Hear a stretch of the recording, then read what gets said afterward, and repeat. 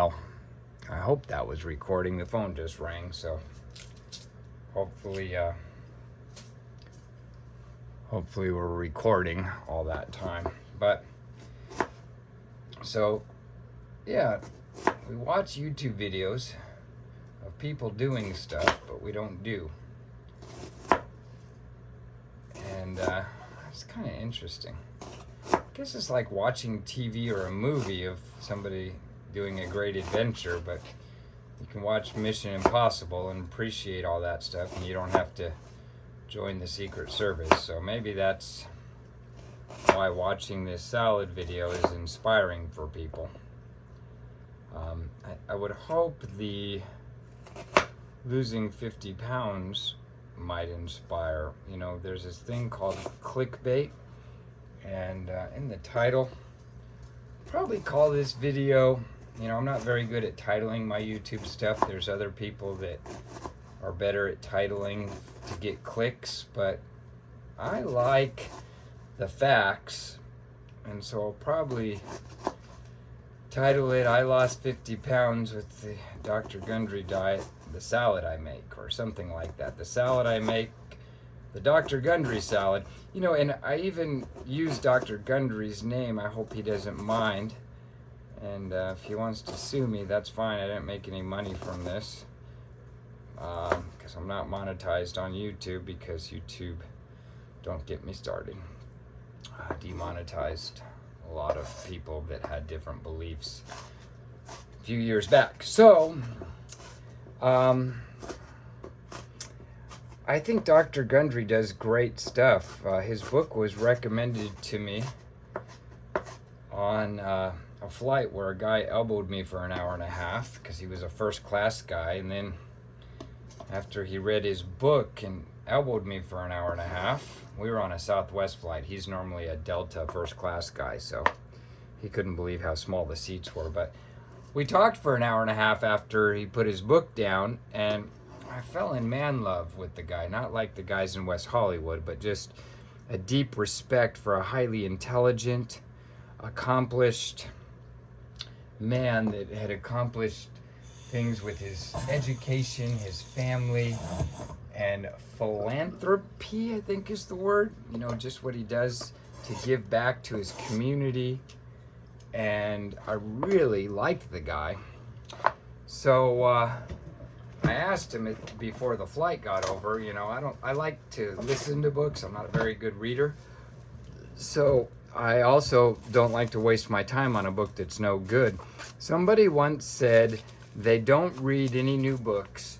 They'll only read a book after it's been out for 5 years. Because if people are still reading it 5 years later, it must be good. And so that made a lot of sense to me. So I asked him, what are the top 3 books he's read in the last 10 years? And he exclaimed, 3? And I'm thinking to myself, you just read a book practically in an hour and a half. I know this guy's read 100 books in 10 years. So I submitted and I said, okay, just 1. He thought for a second and he said, Plant Paradox by Dr. Steve Gundry. And I'm thinking, I said, a diet book? Because I couldn't understand why this guy was recommending a diet book to me. I thought he would tell me about a motivational, inspirational, or educational book, but I didn't tell him. I didn't give him that, you know, limitation. Then I said, is it vegan?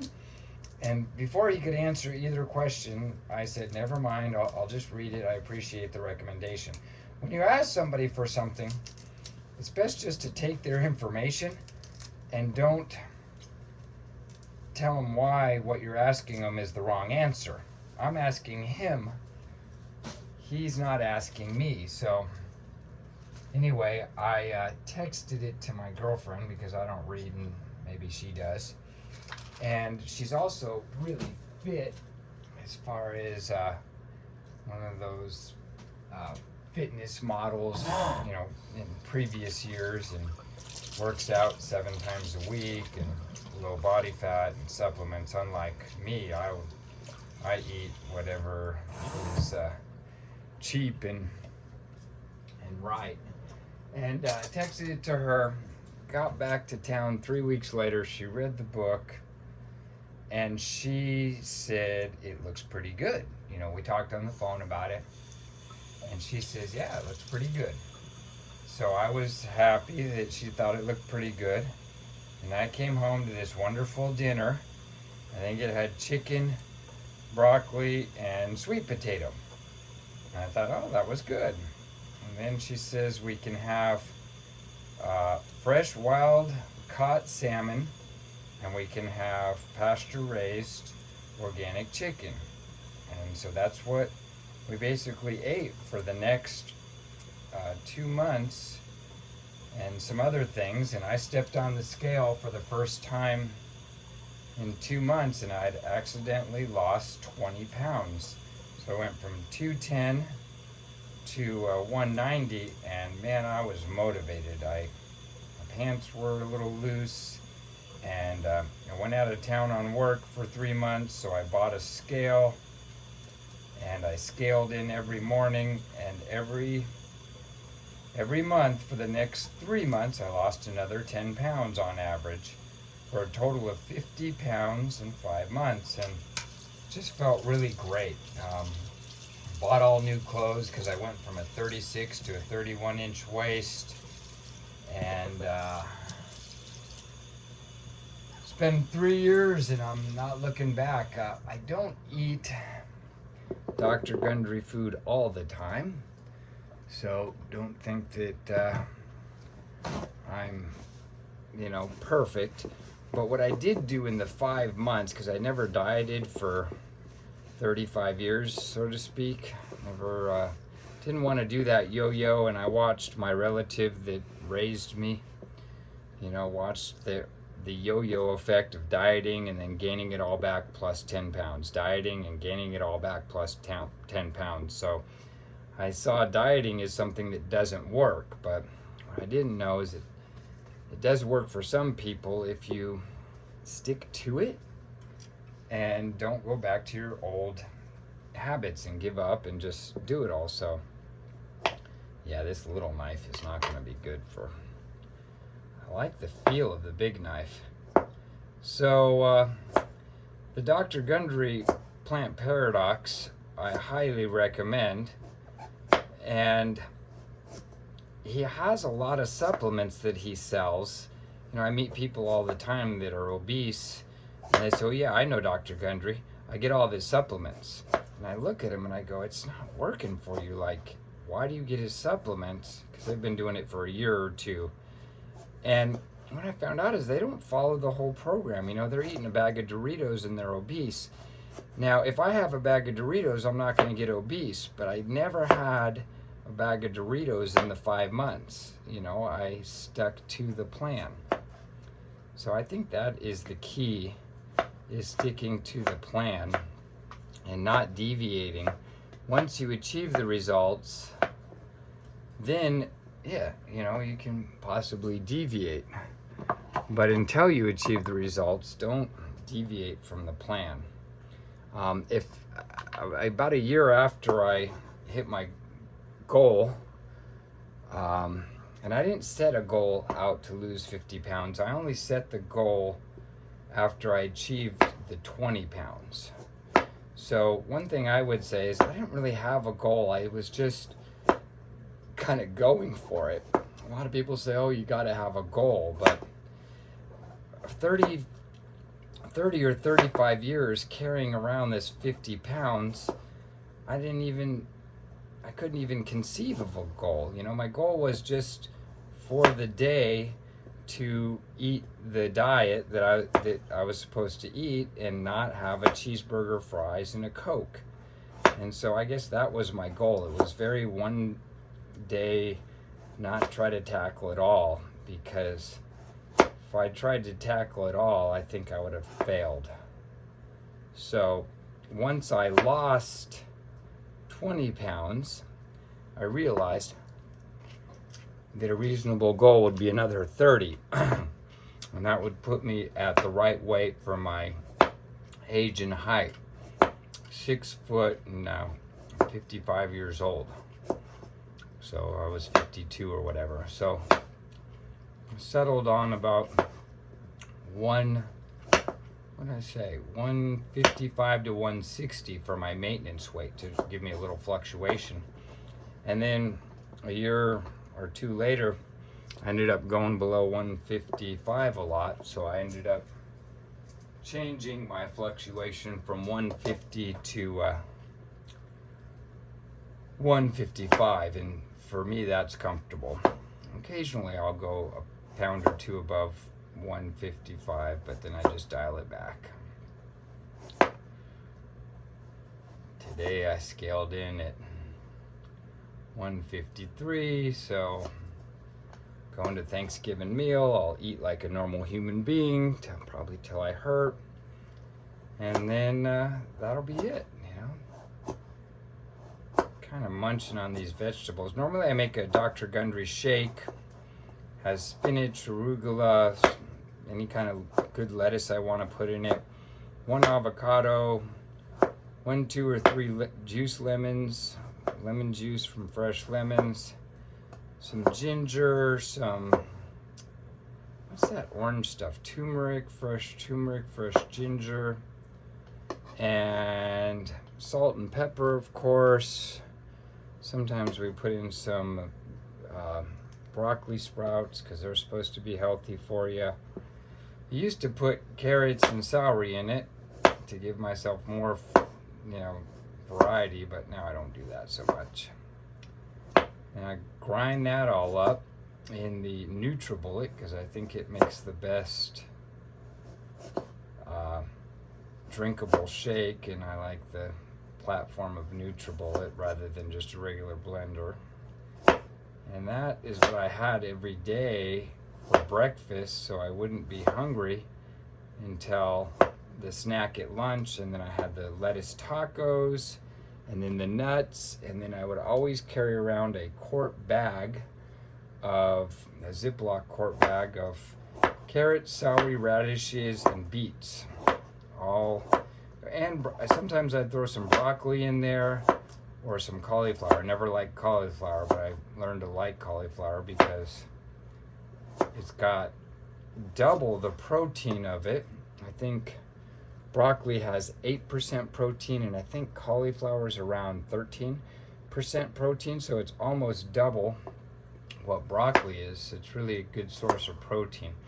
Anybody know how much mother's milk for babies has in protein? Everybody says, oh, protein's so important, babies need a lot of it. Well, if that's true, then you would think that mother's milk would be really high in protein. I think it's only got 6% protein in mother's milk, so I think we don't need as much protein as they tell us. Having said that, I do enjoy steak and meat, and I do appreciate the carnivore diet, but there's other diets that, that's what I was saying. If I would have tried, a year after I did the Dr. Gundry thing, I didn't diet for 35 years, and I carried around 50 pounds, but if I would have tried the Atkins diet, the Pritikin diet, the Beverly Hills diet, you name the diet. If you've tried a lot of diets, you just name your favorite diet. If I would have tried one of those and stuck to it, like I did the Dr. Gundry diet, I think I would have had success just like I did with Dr. Gundry. So he's not the only answer out there. I would say the best thing you can do is stick to it.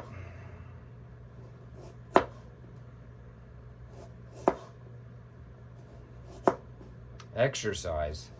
Did not exercise practically one day in my life is what I tell people, but the truth is maybe 12 times in my life or 24 times, but I never really exercised or enjoyed the typical gym working out thing. It's not to say I'm not physically active, I just don't like quote unquote exercising. So all the people that I meet that are obese talking to me about how important exercise is to lose weight, I just smile and I say, well, that's good, whatever works for you. And I say it tongue in cheek because I lost all my weight without exercising. So If exercising's working for you, make a video. A lot of people that exercise say how important it is. But for me, it wasn't part of my story. The reason I don't like to exercise is I'm inherently efficient. Some people call it lazy. I call it efficient. And I just soon put the fork down than to eat and then have to be punished by exercising because I ate too much. Okay, there's the radishes.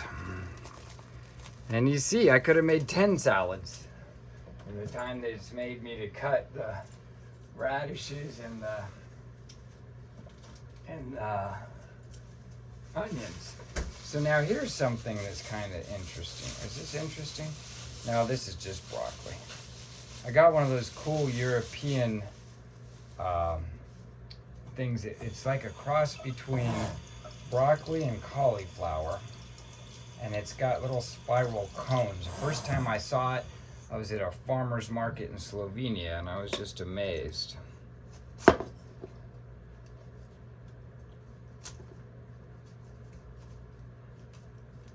So normally I would eat the stalk and the stem and everything, but because I'm making a salad, I'm just gonna put the ends in it, because nobody wants to eat a big stalk of celery that's or broccoli that's uncooked. But the little sprigs of broccoli, they're good to eat. They're not very tender, but if you just put the sprigs in there, they'll be good. So what do I do with this?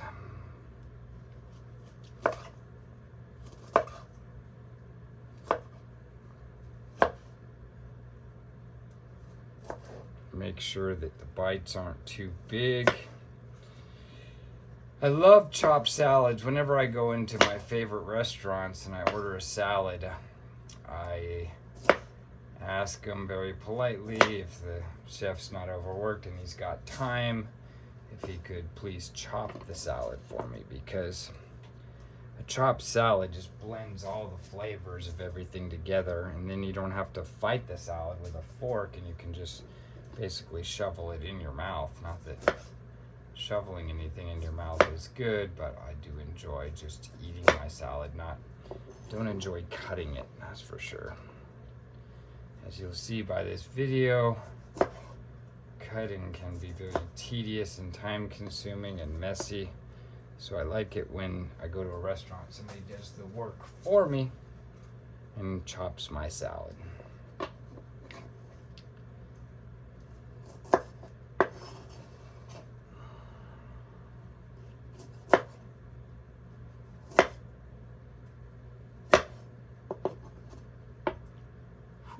Running out of space.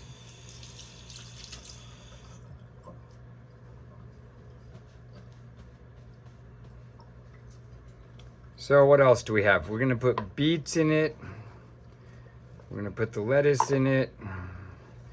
You know, whatever lettuce you want. I've got 2 or 3 kinds of lettuce, or maybe 3 or 4 kinds. The more the better, because it just gives a variety of flavor. I think I'll cut that one in half. I've got a big mouth, but most people like to take dainty bites.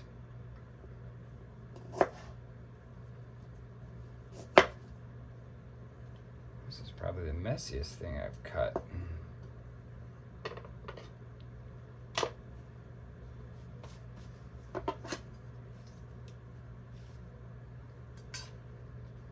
I have 2 clean kitchen towels that I put down so that my wonderful butcher block top doesn't get trashed. If you guys are putting in a kitchen in your near future, just think about in 1900 they used wooden countertops, and then the rich people got the granite or Formica, and then we went to, Formica was the cheap stuff, and then we thought, oh, granite is great, or what's the other one, marble.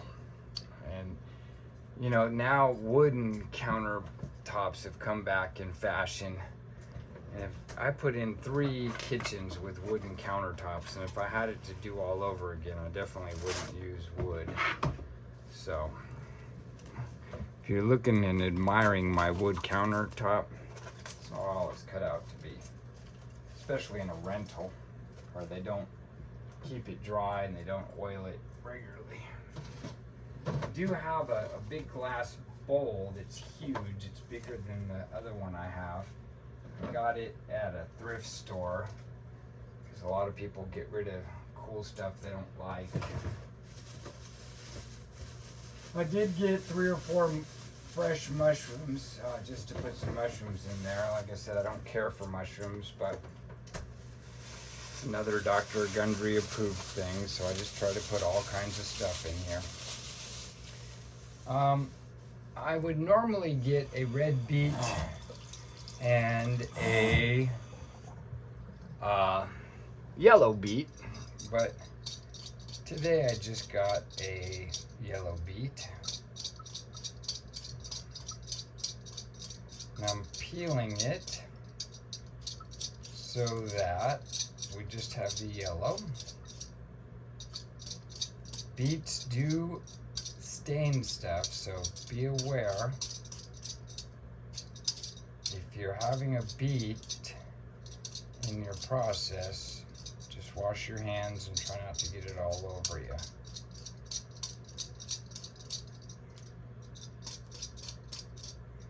Normally I buy the beets with the greens and I throw if the greens are healthy and fresh, I throw them in my shake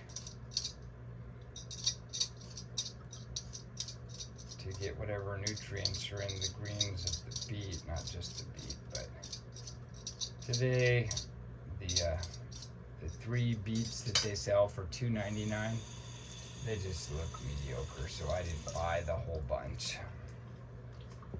Okay.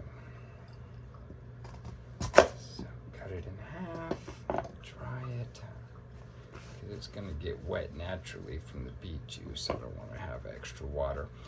Try to dry the vegetables because salad is juicy enough with the lemon, and I don't want it to be watery, so I don't try to keep the water from washing off these things. Now the beet I don't cut that small. I think today I will, but typically I eat beets in chunks, but maybe I'll, for the sake of the video and my guests, because I'm starting here at 9 o'clock in the morning. I don't know what time the party is. I should make a phone call real quick. Hold that thought.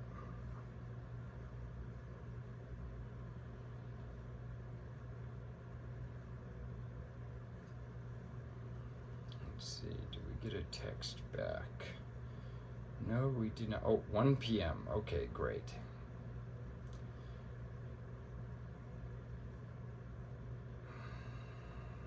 $1 p.m. So at least I know what the schedule is. So I've got plenty of time because the salad doesn't have to be ready. So I'm going to cut everything, and as I'm cutting it, because it's going to take an hour or two, I promptly refrigerated. I'm running out of bowls, but I want to keep all the ingredients cold. And then when I'm done making and mixing, I'm going to wash the lettuce in tap water, room temp. I'm going to stick it all back in the freezer so that, or not freezer, refrigerator, so that it's cold. And then I'm going to transport it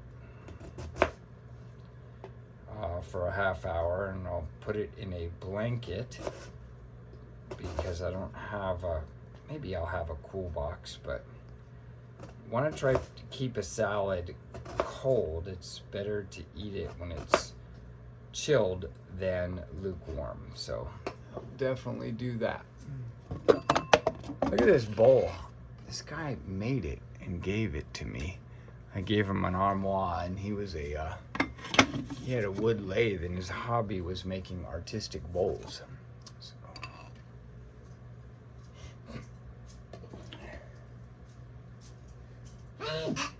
Okay. Okay, if you have to sneeze when you're cooking, it's best to go away from your work and use your arm and not blow chunks. Some people like to sneeze really hard, but I tend to be aware. So there's one. Yeah,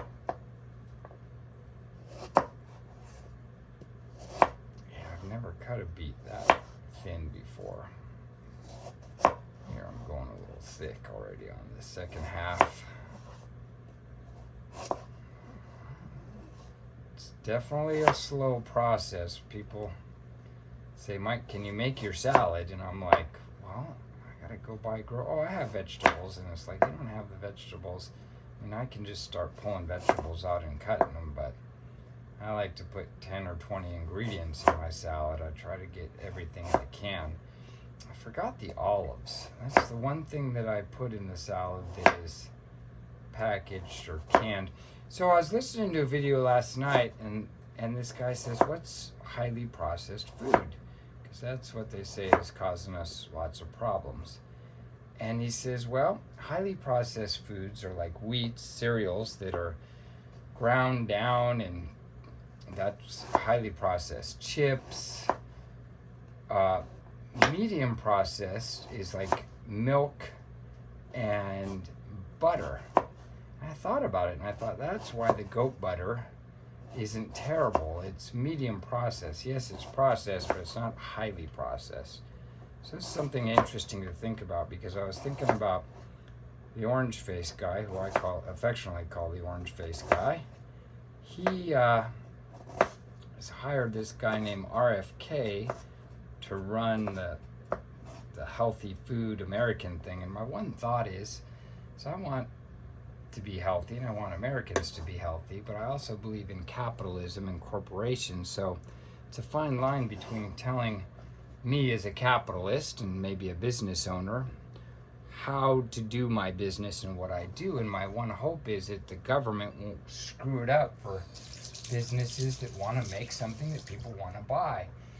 But apparently they use scientists from Philip Morris and R.J. Reynolds. I guess they bought, when they were getting sued, they bought Nabisco and some other food companies. So they bought them, and then they used their scientists that were working on the cigarettes to figure out how to make them as addictive as possible.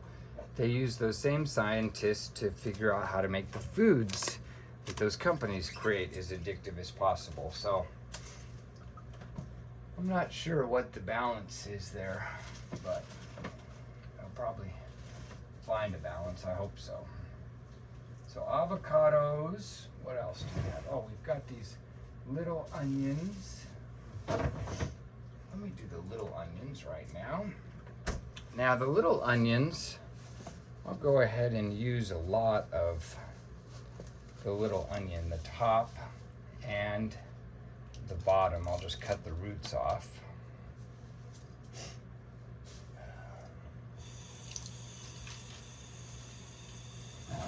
So, have you ever had chives in your baked potato when you were a kid or an adult?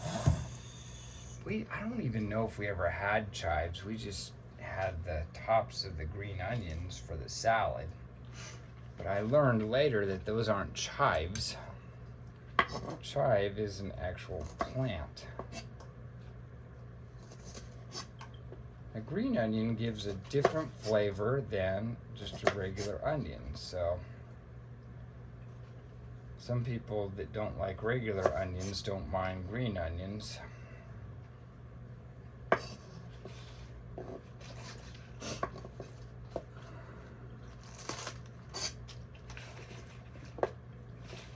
So we'll see.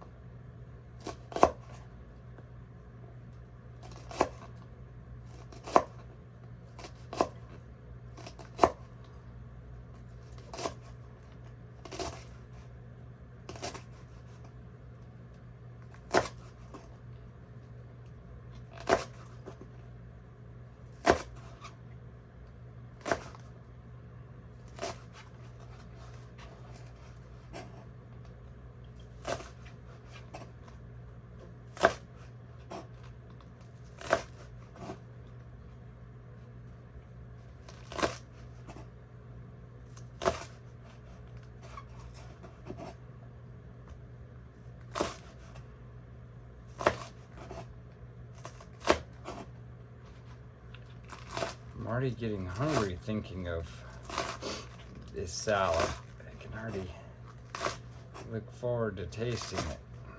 Alright, well, I guess I'll throw those away. I don't know. You can overwhelm a dish with a certain flavor. I don't know what the balance is. Huh.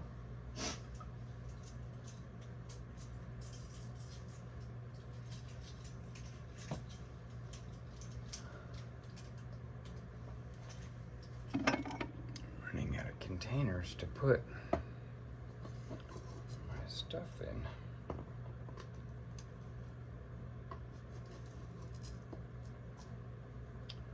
Yeah, I don't really do a lot of cooking, so it's not like I have a big kitchen and I have 20 too many bowls. I just have the 4 little plastic bowls you saw me that I got for my travel trailer when I was thinking I was going to be a travel trailer guy, but gotta go camping, so I got those 4 little bowls. When I sold the trailer, I grabbed the dishes out of it.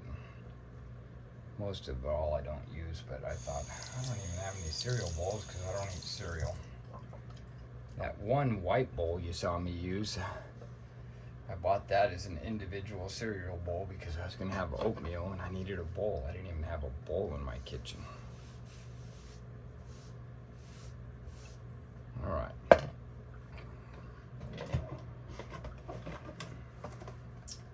More plastic wrap. Have you guys seen the Glad like shower cap things? You know, my grandma came up with that idea to do shower caps, and my grandpa would go to hotels, and you know, they grew up in the Depression. They were children of the Depression, at least. They're both passed away now. They'd be about 100 years old, and he would bring the shower caps and the little tiny bars of soap home, and you know, the little shampoos, because he didn't have much hair, so he would just bring those home. And my grandma started in the 70s or 80s, I think more towards the 80s, she started using the plastic shower caps to cover her food dishes, and now Glad makes those. So there's a YouTube video on how to do a pomegranate. So I'd like to watch that YouTube video real quick because I did not peel my pomegranate properly, and I realize it's really tough, but there's an easy way to do it. Let's see if I can find the short on the right way to peel a pomegranate. Should be a short on it.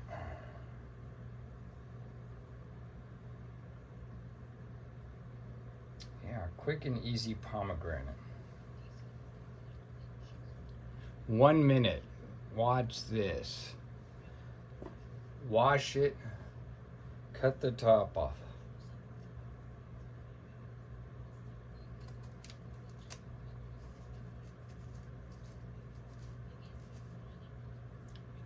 So you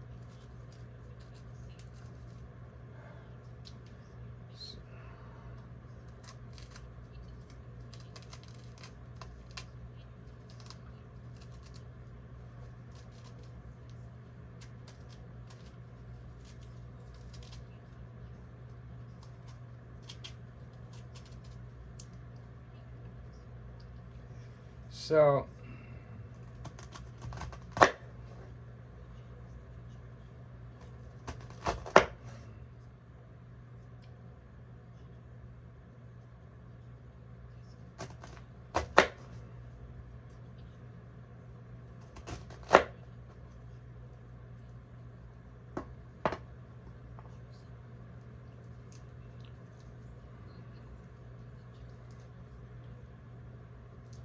well, I'm not doing it right, but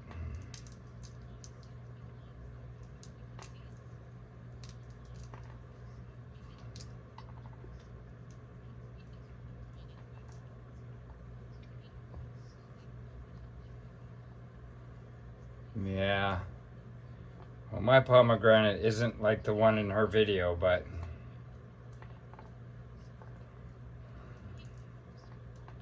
oh well. It is a tart and sweet fruit, so this should give the salad interesting flavor as you bite into the bites and make people go, oh.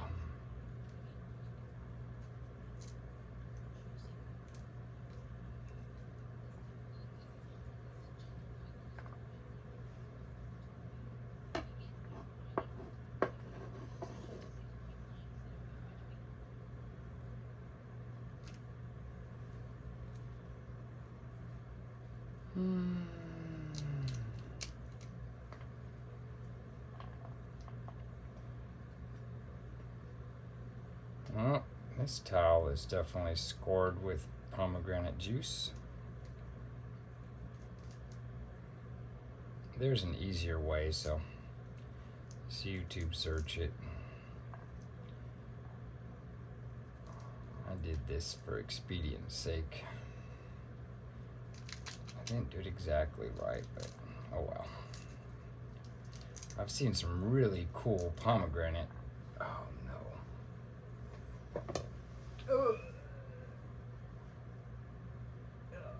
That little guy landed right on my clean sock. Oh gosh, looks like there was Dexter came to my kitchen sink here. Pomegranate splattered all over the white porcelain.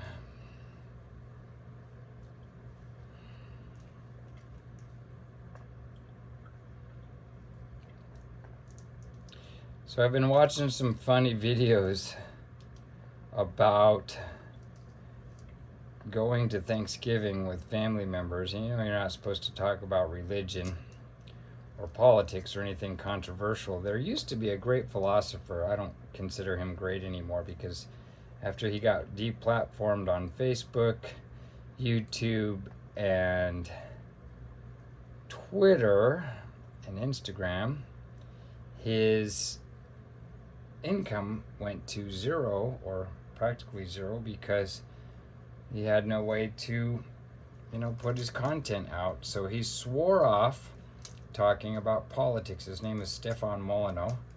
He's been slandered on Wikipedia. If you look him up, it says he's a bad man, but it's all fake news.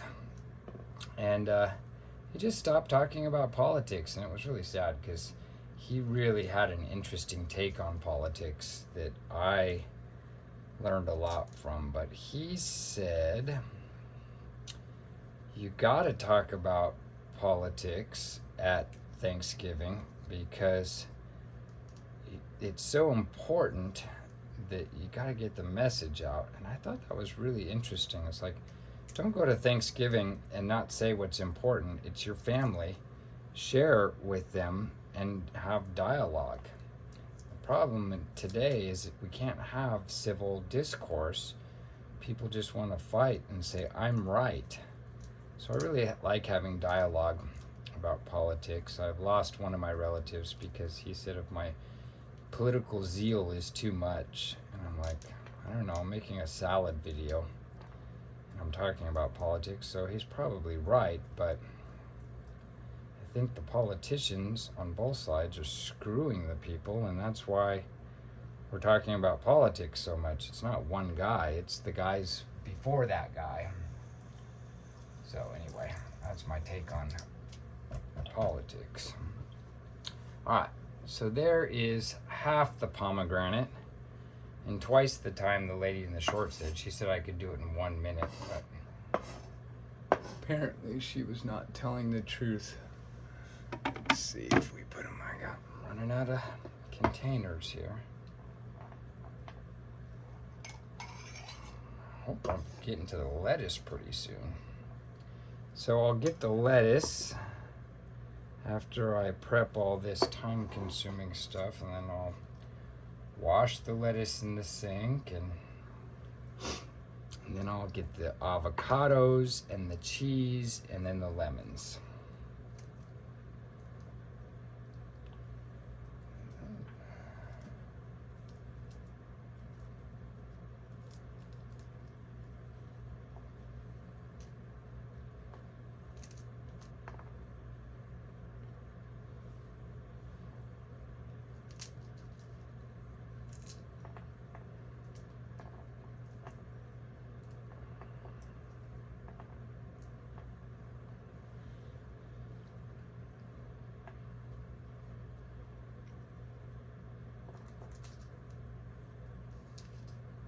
It's definitely easier than cutting it in quarters, which is what I think I did last time. You got to follow the veins. The way she said to do it is cut it after you scalp it. I was supposed to scalp it, not cut straight through it. She said after you scalp it, find the white veins and then cut along the white veins, and then it just comes out easily. It's coming out easier than I would have done it without watching her video, so. Oh well. Getting really hungry. One of the things I used to do is I'd get really hungry and I'd go out, and this is what I call Fat Mike. I'd go out and I'd have a big breakfast, 2 eggs, 4 eggs, bacon, biscuits and gravy. What else do you get? I didn't really do sausage because I thought bacon would be better for me health-wise, because sausage is just processed meat. And, I'd have, what else can you have? I'm not a pancake or waffle guy, so I wouldn't really appreciate pancakes from waffles. But if I did have them, I'd definitely have lots of triple butter and syrup. So, and that would be breakfast. And then for lunch, I'd go have a double cheeseburger, chocolate shake, and onion rings or french fries. And then for dinner, and so all of those meals might not be terrible, but having 3 meals like that a day, that's what was causing me to stay 50 pounds overweight.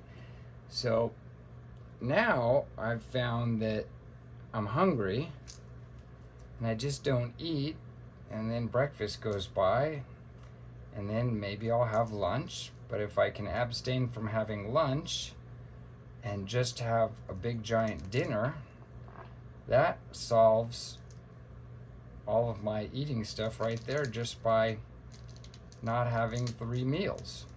Just having, oh no, I dropped another one. 1 or 2 meals, and a lot of times I just have 1, and sometimes I have 2, and then, sometimes I'll have 3, but not every day, which is what I used to do. I just used to eat like I was a 12-year-old with money. Somebody that I care for very much called it a 12-year-old with money. So let me turn on the lights that just turned off so you can see what's going on.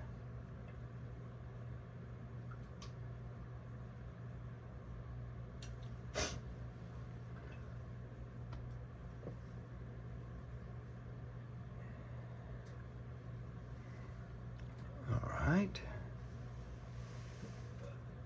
Drop 1 more pomegranate.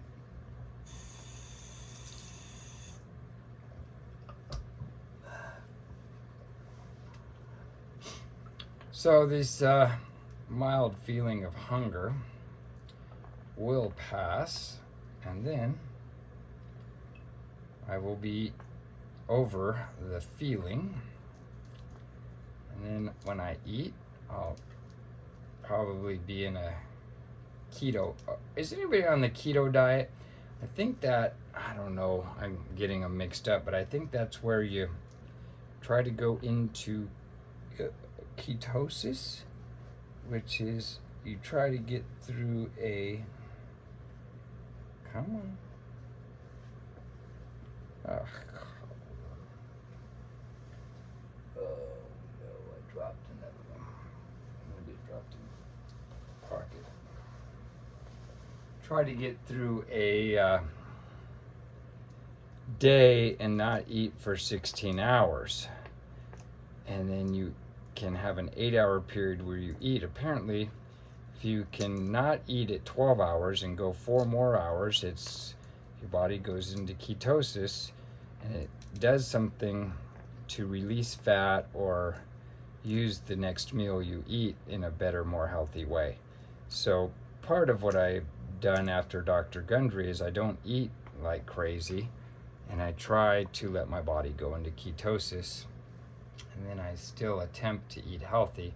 But if I don't eat healthy, the ketosis kind of helps, because I've been known to have a double cheeseburger and a milkshake at least twice in the last 2 weeks. So if I'm going to do that, I'm not going to have a big dinner. I'm not going to have a big breakfast. Maybe I'll just hang out. I used to get what I called hangry, where I would be short-tempered. And I think I just use that as an excuse to not have a good attitude. So people know me for being hangry because my brain didn't work, and I owned that so much that I accepted it, and now I don't do that anymore, and I don't eat, and I'm hungry, but it's just different. So I kind of enjoy not having to carry my nuts around and eat some nuts so I don't be short with people.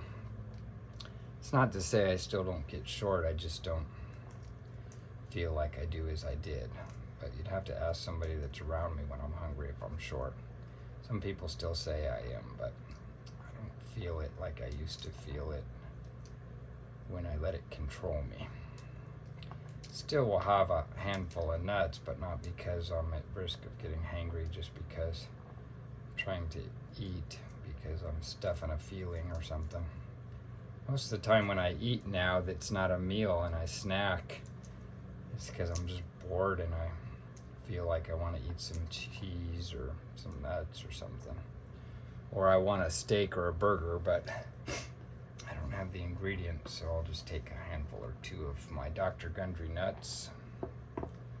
And that usually satiates my feeling of hunger.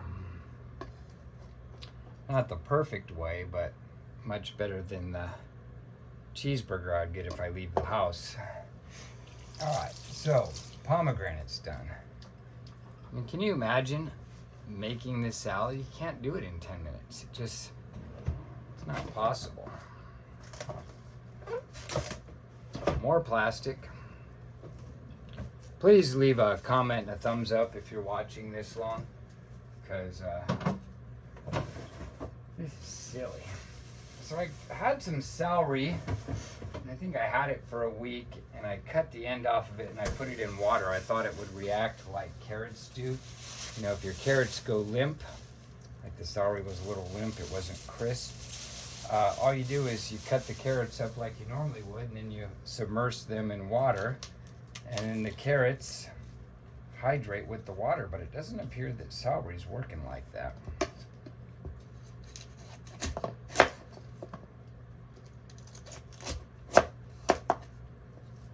This is that funny stuff. Somebody tell me in the comments what this is, because I don't remember, but again, I first saw it in Slovenia. I photographed it. I thought I'd discovered the neatest vegetable. I'd never seen it in the United States, and I saw it in Slovenia about 20 years ago, and I was amazed at it. They didn't have regular broccoli. This is all they had. At the farmer's market, I was tripping, and it looked like a cross between cauliflower and broccoli. And it pretty much is. It's just this weird vegetable. And it's not weird to people that have had it before. It's just weird to me because I've never had it.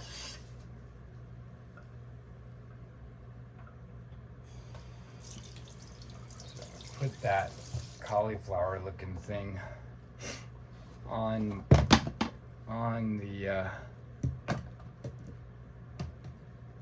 cutting boards. Wash that off.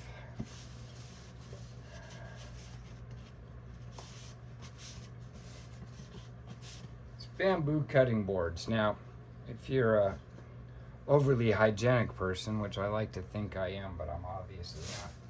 I don't like the word obviously. I'm not overly hygienic, otherwise I'd have the nylon out here. But I think for all the years that people used cutting boards, as long as you don't put raw chicken on it and wash it good, nobody's gonna die.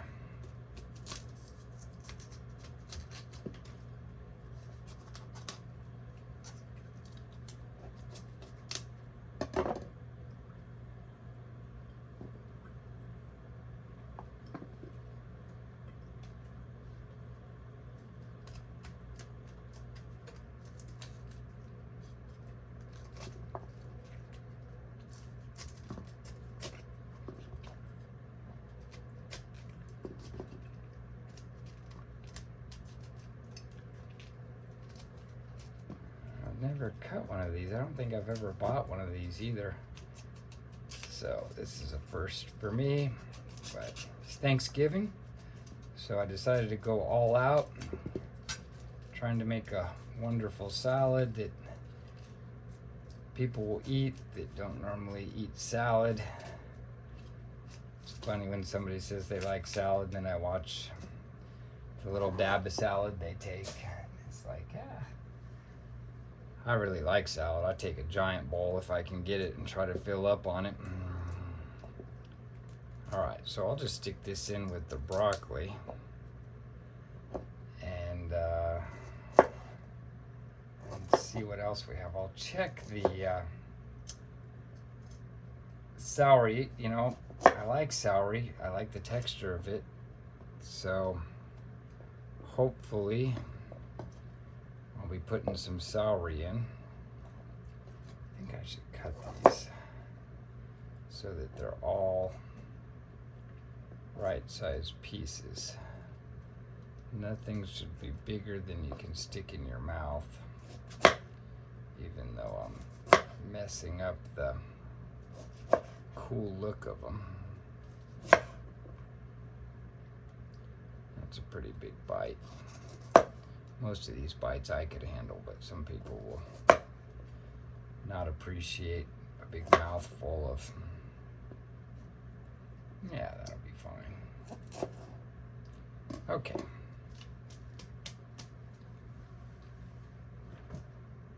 Where's the broccoli?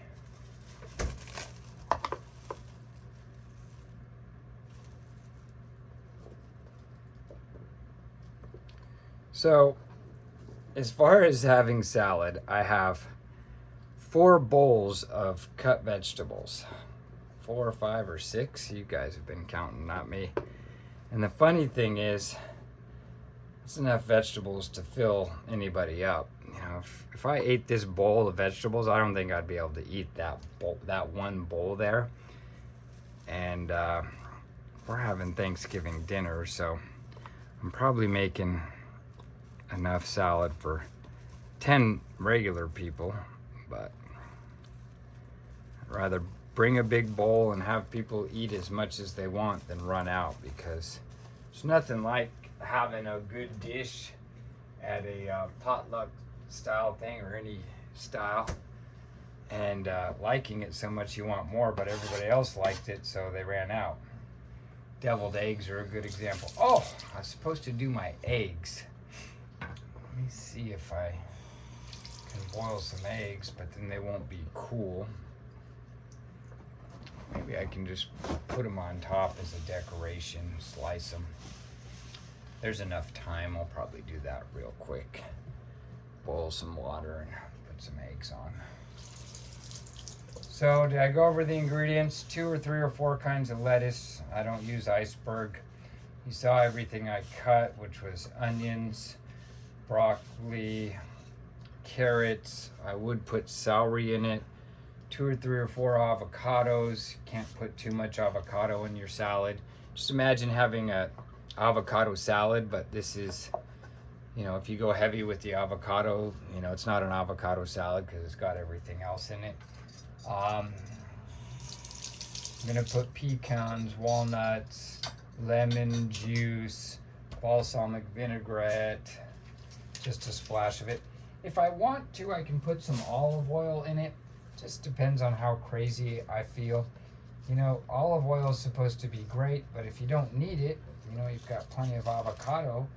Not avocado oil, but real avocado that has some of the oil in it, I guess. I don't know, does avocado oil come from the seed of the avocado? You guys tell me. Or does it come from the whole avocado, eating the meat of the avocado? I don't know the answer to that. Everybody's raving about avocado oil. It's supposed to be the best oil, but I use oil as necessary. I don't, you know, Dr. Gundry, I thought he was an anti, oil guy.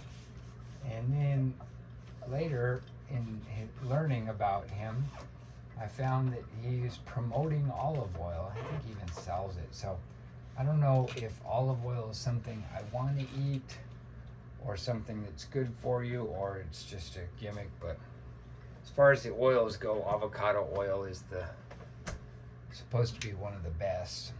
And I think they even have coconut oil. It's like, well, talk about process. So I think if I were to choose an oil, I think it would be a avocado oil, except I don't know that much about olive oil. I don't know that much about quality of oils. Usually I shop by price, and so I'm going to buy a cheaper oil, and I don't want to waste money on an avocado if the oil is, what did I say, olive oil, if I'm not getting my money's worth, because I don't know what's good and what's bad and what pretends to be good but just cost a lot. So if somebody wants to educate me, I think I've learned about it, but I've forgotten what I learned. If somebody wants to educate me on that, I'd be grateful. But so I don't typically, use olive oil in my salad, unless I'm just going crazy and I want people to like it more and give it more fat flavor. So we'll see. I'll see if I have some. Cut that end off. And then,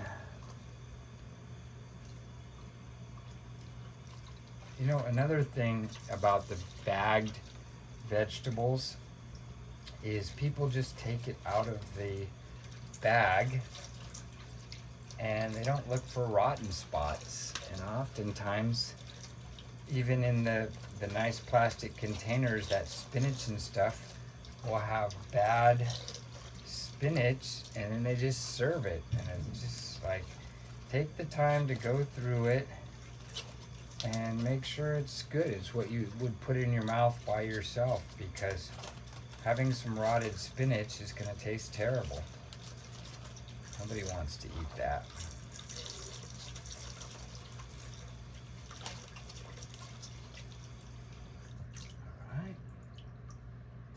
Getting the sink set up because we've got to do the spinach, and that's really dirty. So I think I'll probably do the spinach last. This looks really good and fresh.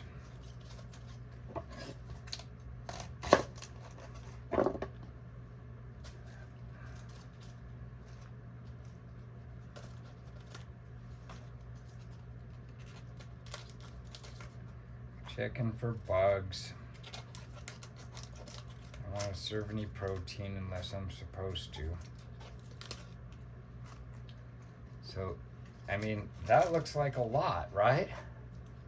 Let me see what that looks like. It's just a whole bunch of... What is this called? I forgot already. Even the guy at the co-op had to ask his partner what this was called. I guess there's two things that are red. So whatever it is, you guys know that you know. So use some paper towels. Dry this lettuce. Get that water off. God, my dad would lose his mind if my mom had too much water in the spaghetti or the salad. And I remember, I always wondered why she did it. And later in life, as I've been cooking, I realized it just takes time to get the water out of your pasta. It takes time to get the water out of your poached eggs. It takes time and effort. Look at all that water. And I thought I drained it off. So I just go ahead and take the time so you don't have a watery salad. You're gonna see there's gonna be plenty of juice in it. And the juice is gonna come from the lemon. And then the avocado, if it mushes up right, will take that lemon juice and make it almost like the consistency of a dressing, because lemon juice will mix with the avocado. If it's mashed, it's going to be chunky, but a little bit of it will mix and make a nice, see, there's a little rotten spot right there. See that? If you can see that, I'm going to take it off. But I wouldn't have seen that little rotten spot unless I was taking the very meticulous time to go over the individual leaves.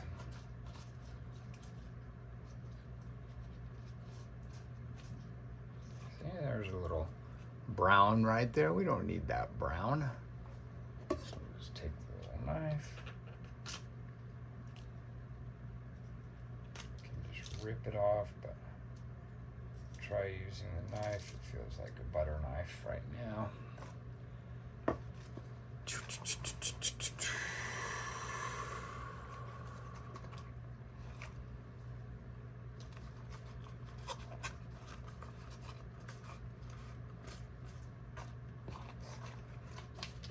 So I can tell that I've already got too much product, so I'm gonna chop this up. I'm gonna put it in a bowl. I've put everything in refrigeration. I don't know if it's been 20 minutes or an hour I've been doing this video, but it is not a fast process. Let's see. It's okay, we're not going for speed. If I were to make a short of this video, it'd probably look like just screenshots, because I don't think I'd even have the potential to make a short. That looks kind of funny in the center. I'm going to throw that away because it actually may or may not have been moldy, but if by chance it was, you don't want mold in your salad unless it's in the form of blue cheese. Alright, I'm gonna get a bowl. This was my starter salad bowl that I'm getting. And it used to be pretty big, but now it's been relegated to the small salad bowl.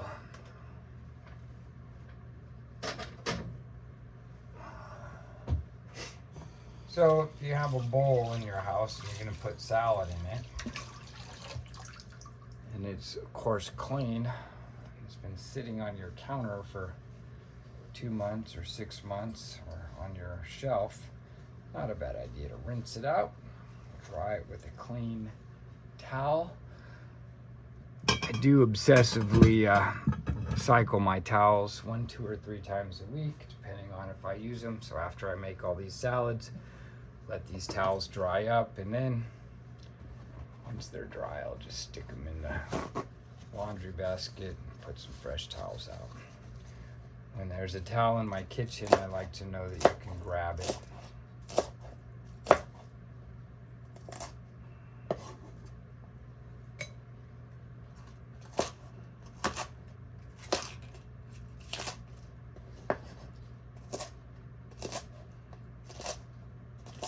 Use it on your hands and not wonder if there's some kind of mystery bacteria in it.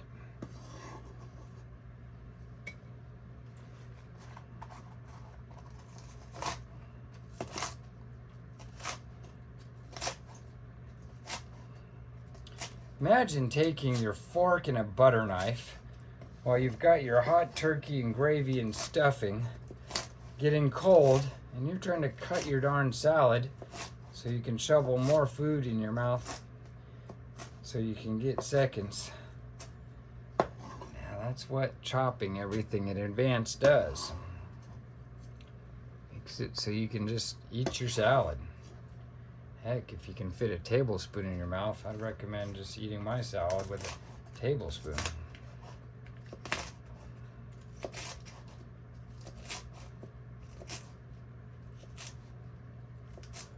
I heard somewhere that when you cut lettuce with the knife, it browns the edges, but I don't know if that's true or not. Sometimes the edges are brown, and they say it has something to do with the steel. Maybe that's a wives' tale. I think I learned that before YouTube, so maybe it's true, maybe it's not. But here I am cutting it with a knife.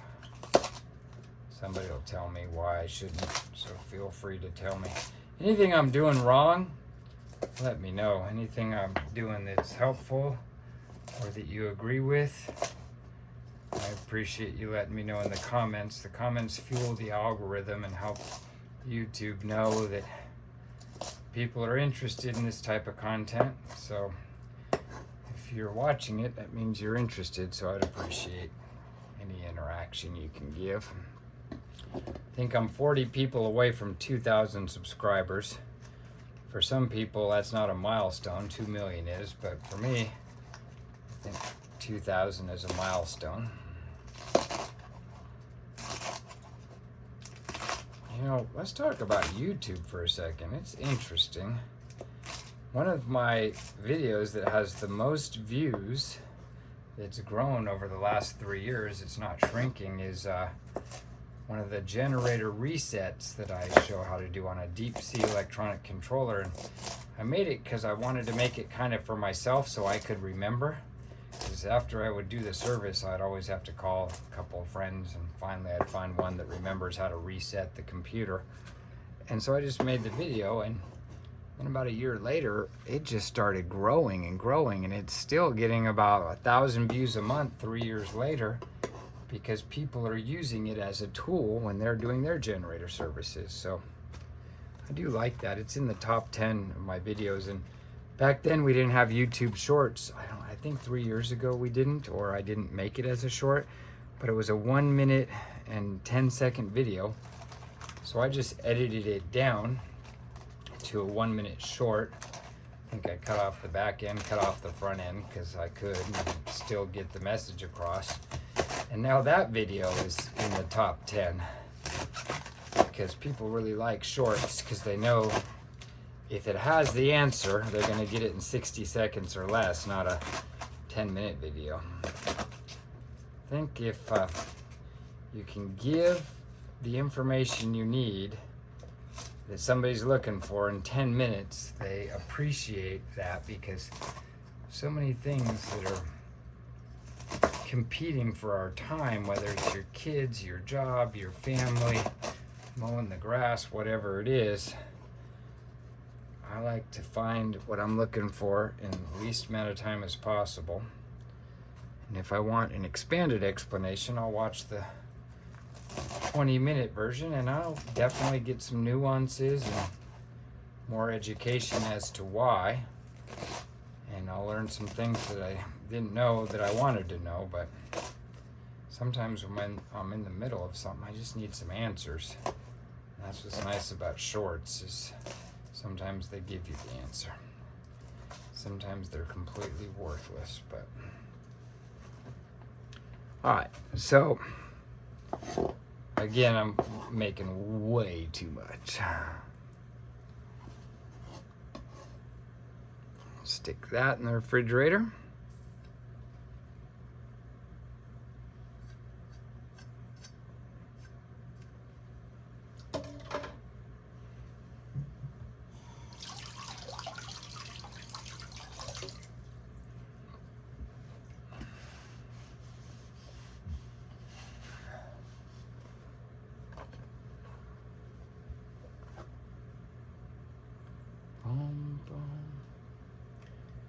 Wish I could play music while I was doing this and not get copyright strikes. Oh well, hopefully you're listening to some music in the background. Let's see what we got. Oh, one of my favorite lettuces is red leaf lettuce, because most reminds me of iceberg, that part right there. Then it's got the red leaf, and it's supposed to be healthy, so it's given some good color. You know, it's funny, at the grocery store, they get this red leaf lettuce in a box, and they put these around it separately. So if they're making it organic, they put the organic label on it. If it's not organic, they put the non-organic label in.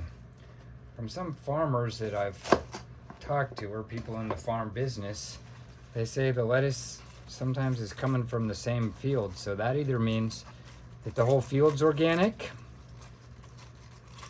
and they're just charging extra for the organic label, or that it's not organic and they're charging extra to the people that are getting organic.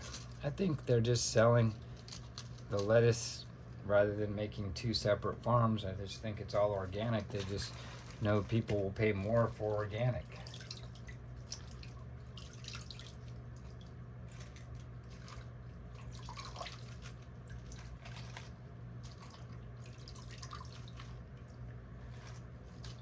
So this is the tedious process. See that dirt right in there? I don't like the dirt. If I dip it, dirt comes right off. Yeah, the bottom of this sink is getting a lot of dirt in it. You know, people don't cook anymore.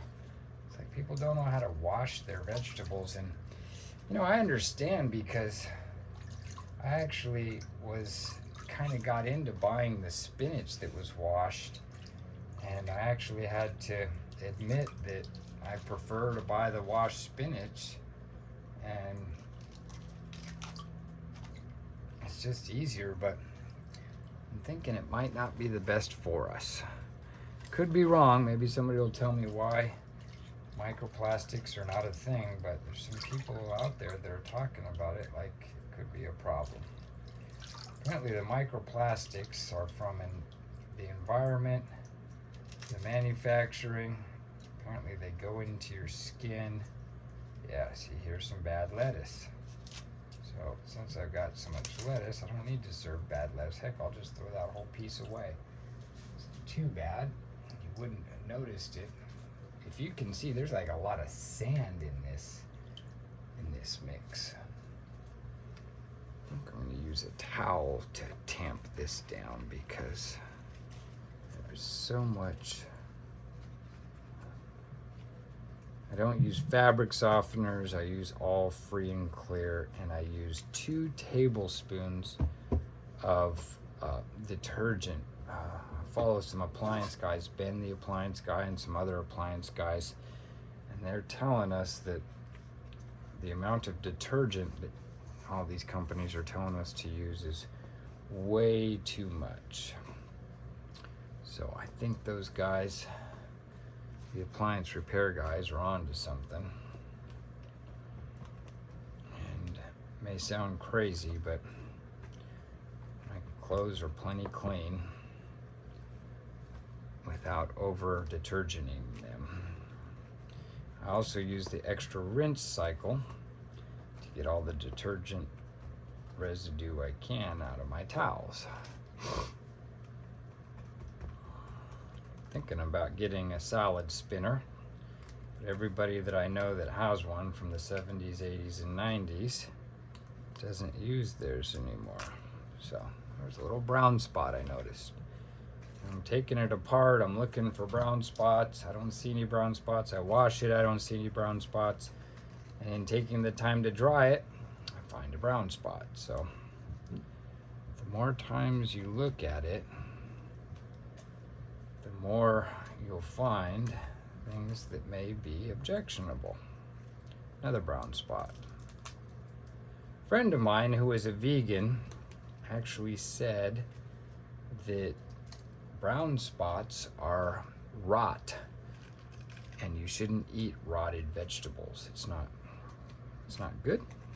So I don't know if that's true, but she told me that. It stuck with me. I have other issues with it, like grapes, basically rotted, and people make wine out of it. So I don't know. Bananas, nice brown banana. They make banana bread out of it. There's a nice brown piece. Cut that off.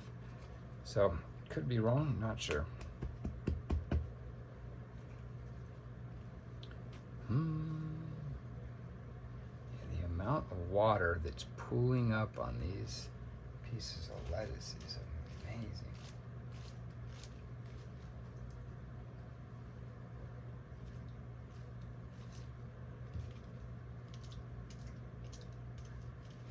Huh.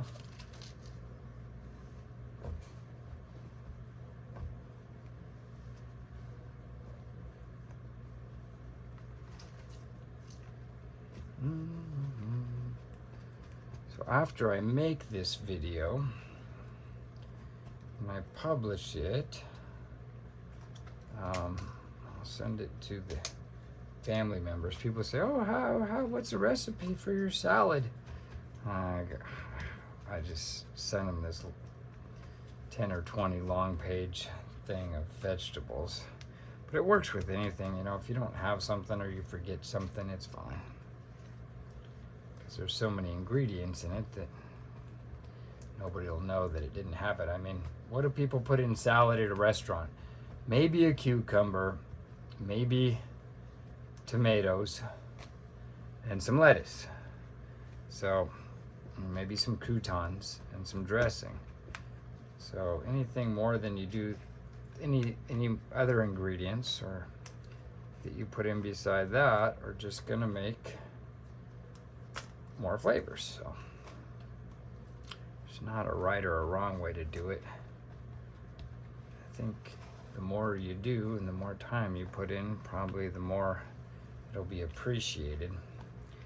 I always appreciate a home-cooked meal, and somebody that takes 10 hours to cook, or like, God rest her soul, my cousin's husband's mom, I don't know what that is to me, in the town of Ljubljana, Slovenia, when I was staying there for 3 weeks as a guest, with my cousin, Brown right there. Is that brown or is that color? I think that's color.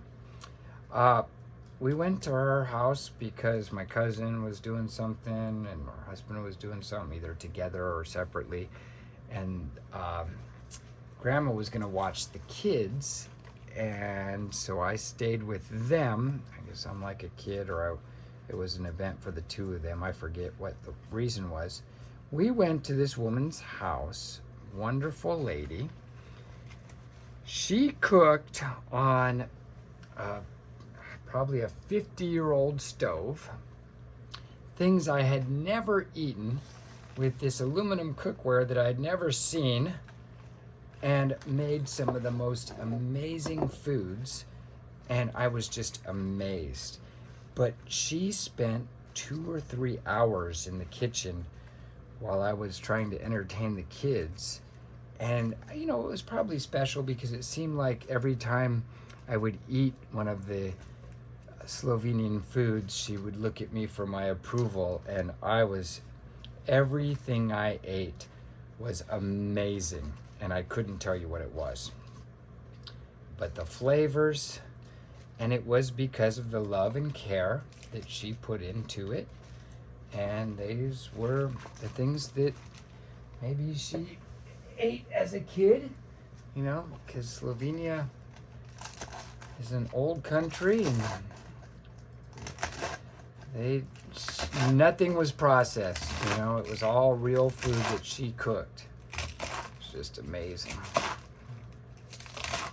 So the point is, her care and time that she put into that meal definitely showed in the flavors. You know, it wasn't like she warmed up a pizza or fed the kids some frozen peanut butter and jelly sandwiches, because, you know, everybody's too busy to feed people. And, oh, Johnny likes the frozen peanut butter and jelly better. Yeah, because Mom doesn't complain about not having time to feed Johnny, and Johnny just wants to eat, and the food scientists make that frozen peanut butter and jelly sandwich addictively desirable.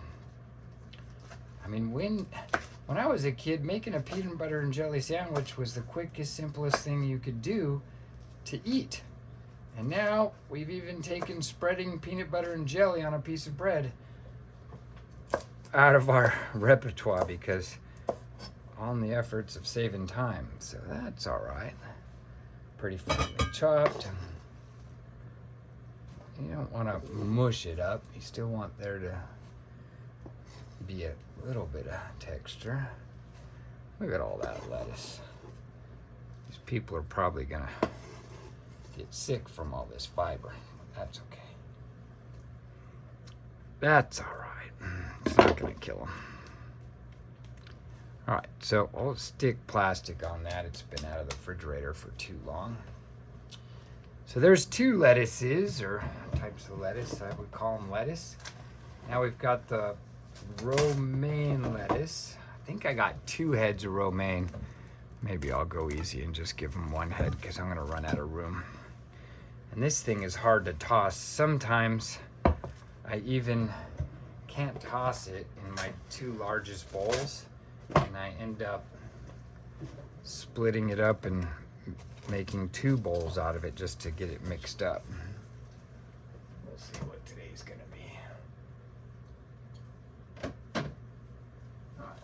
So, got some bananas in here that I was gonna make some avocados. What else do we have? Avocados ready. I think I'm gonna put a lot of avocado in it today. With avocado, that's the easiest winner ingredient. You can put avocados in it. The one thing I wouldn't normally put in that I'm putting in today are gonna be blueberries, because people like to eat sweet stuff. I'm gonna put 3 kinds of cheese, and I didn't mention the cheese, so I'm gonna use goat cheese, manchego cheese, and I said goat cheese. Yeah, it's goat cheese, but it's kind of like feta. Real feta from Greece, I learned, is 2 kinds of cheeses. It's sheep cheese and goat cheese. So that's real feta. Now, if you get Kraft feta, good luck. I don't know what it is. I don't think they do either. But I learned that traditional official feta is supposed to be goat and sheep. So we had 2 lettuces there, and then I've got romaine, spinach, and arugula. So there's 5 greens that I'm putting in. You could put 2, you could put 3, you could put 4. But why not use the 5 greens if you want to experience the Santa Monica Mike salad? Use 5 greens, and then if there's another green you want to use that too. It's all the different ingredients coming together that make it the wow factor. The fewer ingredients you use, the fewer flavors, and the less the wow factor. If you don't like one of the ingredients or it's extremely offensive to you, I don't have those issues. I pretty much like to eat everything. I don't even like eggplant, but I'll eat it. It is what it is. All right. I'm even getting tired now. Woke up at 5 o'clock this morning. It was good. Alarm was set for 6:30, so scrolled the phone a little bit so they could figure out what I want to do. I like waking up that way. It's a good way to wake up. Let's hope these avocados are just right. So if an avocado is slightly firm and slightly soft with no brown spots, that is when I'm really happy.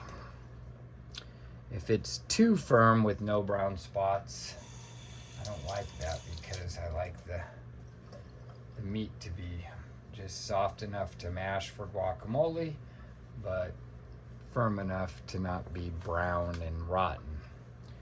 So I typically buy 3 bags with 6 avocados each. Grandpa taught me how to ripen avocados. He had a place in Escondido that they bought 2 lots, and it was an old avocado orchard, so they had avocado trees on them, and so they cleared the avocado trees to build the house, or maybe the developer did, and then they left, I think it was 0.42 acres, it's like half acre or 0.75. So they were large lots, not just a 7,000. I think I'll go 5 avocados. And he taught me how to ripen avocados. He said, and I didn't really believe him. I mean, I believed that it worked, and so I did it, but I thought he might just be telling me stories like Grandpa will tell you stories. So I put the bags in or the avocados, the green ones, in a bag. And then, I'm going to cut this one and see what it looks like. Yeah, they're a little firm, but I think they'll be okay. But they're not brown, so that's good. So I'm going to stick that back. I'm not ready for the avocado. Let me do the rest of the lettuce. Stick these back in the refrigerator. And when you put them in a bag and you put them in a drawer, and then you check them every day without moving them and bruising them, and they ripen quicker. So, you know, it's a wives' tale, right? I don't really believe it, but I do it anyway because it seems to work, but I don't know if it would work if they just sat on the counter anyway. So then I found a YouTube video that was talking about gases that fruits put off, or fruits and vegetables put off. And there's a particular gas that the avocados are putting off. Oh, I only got one thing of this. Good. And that gas ripens the avocados. And if you put it with other fruits that put off more of that gas, they will rot. The avocados or other things will rot. But if you want to help it ripen, you can mix two different fruits. One that produces a high amount of the gas. So apparently the gas, I don't know the name of it. Somebody smarter than me will tell me the name of it. Apparently the gas that avocados put off to ripen, bananas put that gas off a lot more. So by putting bananas with the avocados, they will ripen much quicker.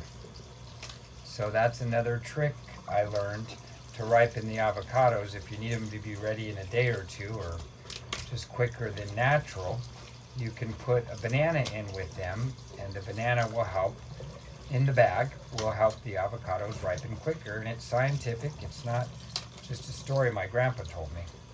It's interesting how, you know, grandpa knew the avocado trick, but there's so much to learn that people don't know the trick, and it's not knowledge that's been hidden, it's just not common. I think that's where that term common sense comes in. So I've got mushrooms left. The arugula is the bulk arugula, so I won't be doing much to that.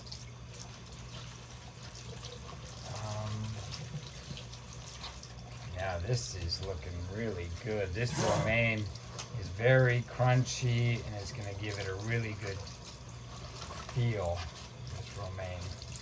It was also very dirty.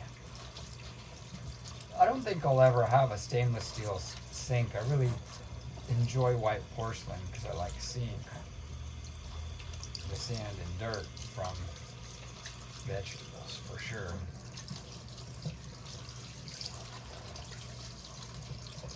So, what else?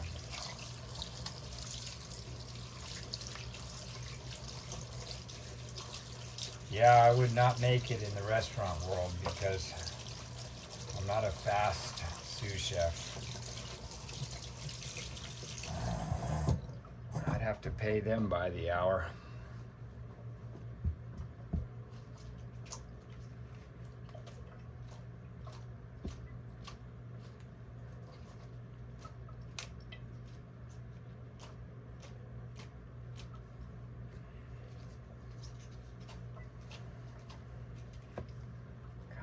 It's 10 o'clock, 10:16. I think I started this about 8 o'clock. That's funny. I thought it would take me 3 hours. I was kind of laughing, you know, when I said 3 hours. I thought maybe an hour or two, but I just said 3 to exaggerate on how hard it is. And the funny thing is, I think it's going to be an easy 3 hours. YouTube. Talk to people, I don't know what to do. I say, you know, you do a lot of good stuff. You should record what you do and put it on YouTube. And their thought is, oh, nobody will watch it. And the amazing thing about YouTube is it doesn't reach the people in my town. It doesn't just reach the people in the United States or North America or South America. It's reaching 3 billion people. Now, I don't have 3 billion views, so that's not how many people are watching. But if they want to, they have the ability. You can't even go to Europe and watch ABC Channel 4 because of the way the TV system's set up. But if you go to Europe, in most countries that don't have restrictions on what you can view, you can watch this YouTube video. You know, that video I mentioned earlier, one of the big views I have is from India and Iraq. So people in Iraq that are using deep sea controllers for their generators and doing maintenance on them are watching my video from little old me, and it just blows my mind. So there's all kinds of people you can help. And another reason, tradesmen, I always try to talk in the smartest tradesmen I know that just have tons of experience and valuable knowledge. They help me and give me answers. You know, the tradesmen used to not want to give away their secrets because they were worried about, you know, the kids taking their jobs and doing their job and then replacing them because they're older and stuff. And that does happen, but I tell them there's so many people that I've learned from on the YouTubes that don't worry about that. That's an old school thing because knowledge and information's out there, and the world is so big. If you're in your community and doing plumbing and handyman work and some carpentry or whatever it is that you, the trade that you know or trades that you're proficient in, you're not going to lose business because a guy 2.5 hours away or 2.5, hour plane ride away is learning from you. And it's really interesting how YouTube has changed that and made knowledge more accessible to people. University system where they charge you 20 or 80 grand for 4 years to teach you 10% of what you're going to need in your job. I can't imagine that model going on for very long. You know, when the barber used to be the dentist before we had dentists. I don't know if you know this, but how long has dentistry been around? 100 years ago, I don't believe there was a dental license in California. And from my understanding, and I could be wrong, maybe it was 120 years ago. From my understanding, the barber's chairs is what they used to set guys up to pull their teeth, and they didn't fill cavities with the amalgam fillings. They just pulled the tooth if it was infected. And now we have dentists. I don't know where I was going with that, but I was going somewhere.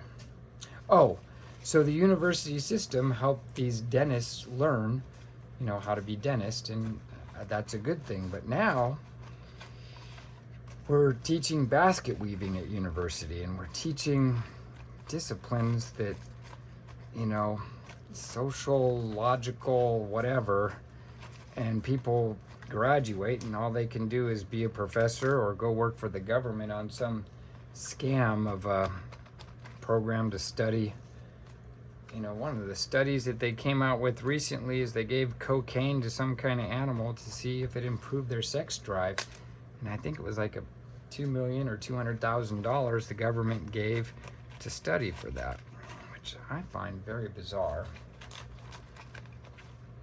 I'm not going to admit to having done anything like that, and I probably shouldn't even said that word in this video because now YouTube will deem it. But it's a medical device that the dentists used to use to numb their patients before they pulled their teeth. So please don't shadow my salad video because I said the wrong word. It's another thing about YouTube. They're censoring so much. It's just ridiculous.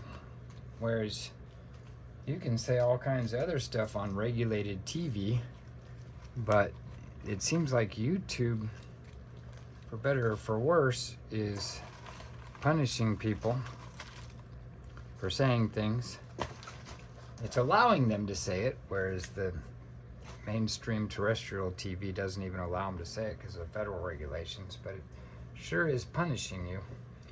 So you think you have free speech, but it's not free. It costs you in the ways that they don't promote your video because you said the wrong words. I think I'm going to cut this up in sections, not do so much at a time. Thank goodness this is almost over.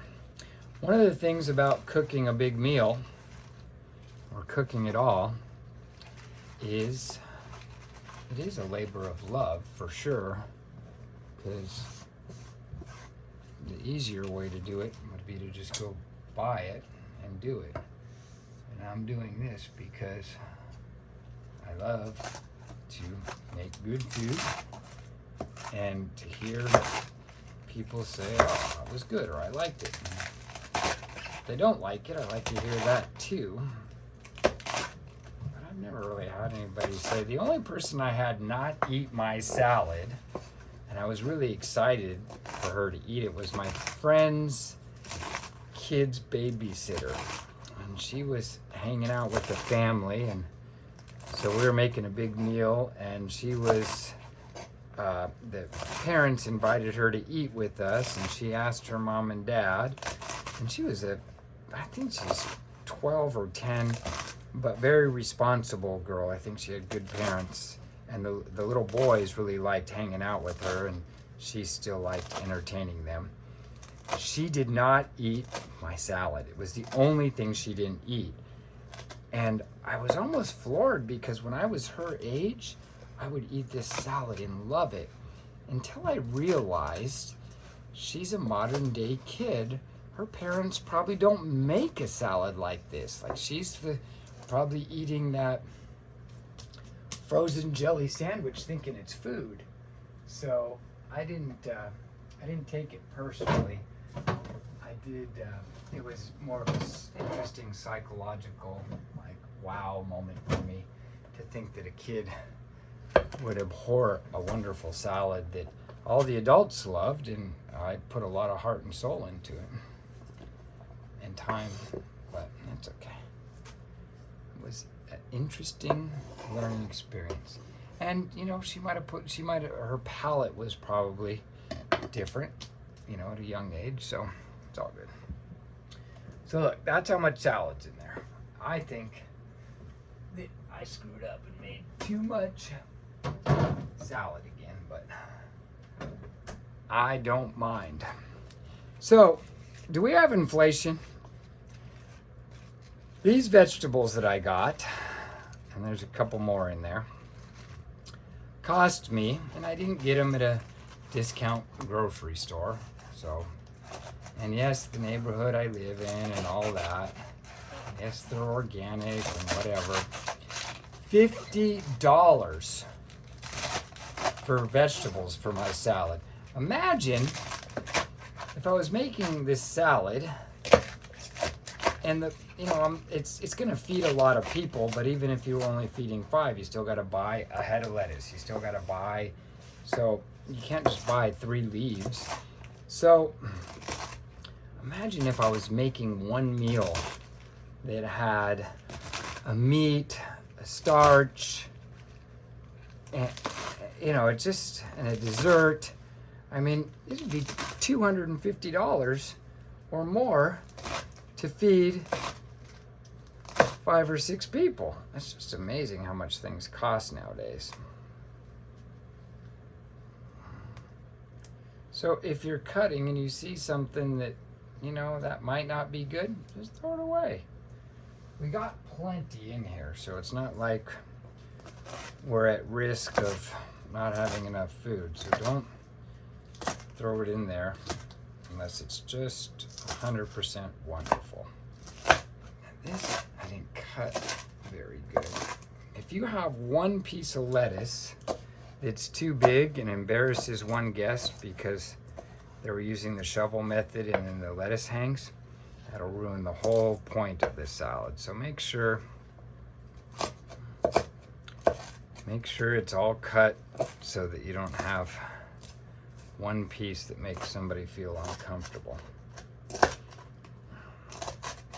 Kind of pretend they're your coddled kids. Okay, that looks all right. Oh, it's getting exciting now. Okay, spinach is the last thing.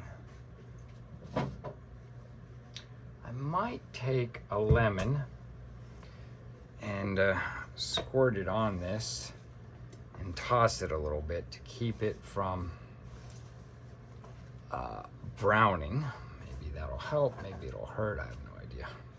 I think they say lemon helps it from browning.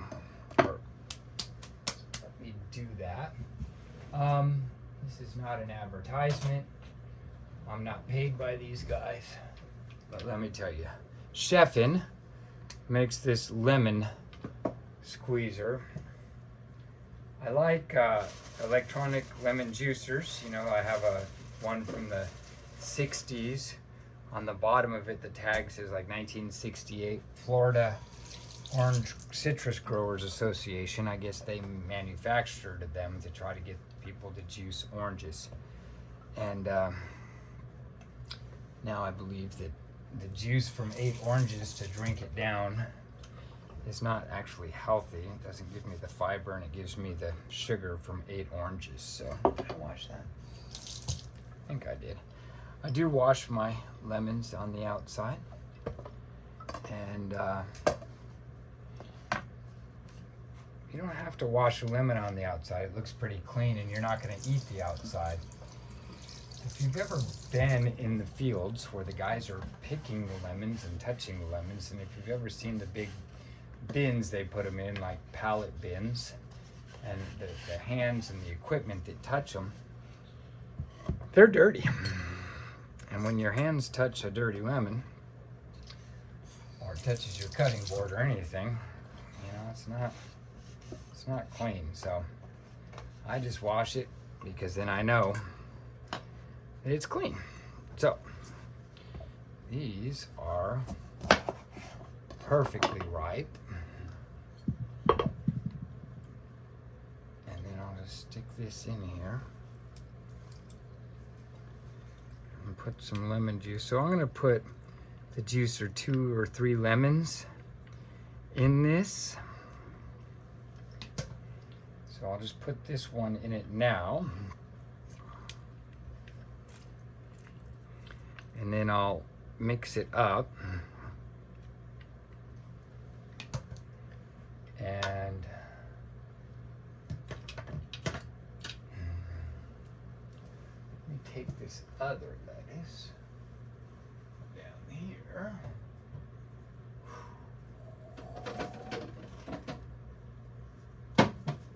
This is really exciting because it is fun to make stuff. Have it all come together. Whoa, whoa, whoa, getting out of control. Okay, stick this back in here. Uh-oh, it's an alarm. It must be time to do something.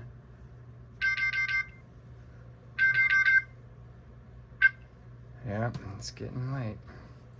Got some tongs.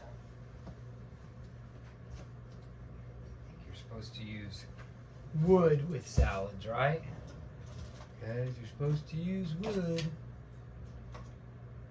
Got these metal tongs. I guess I'll just use those to serve it. Let me see if this wooden spoon here will mix it.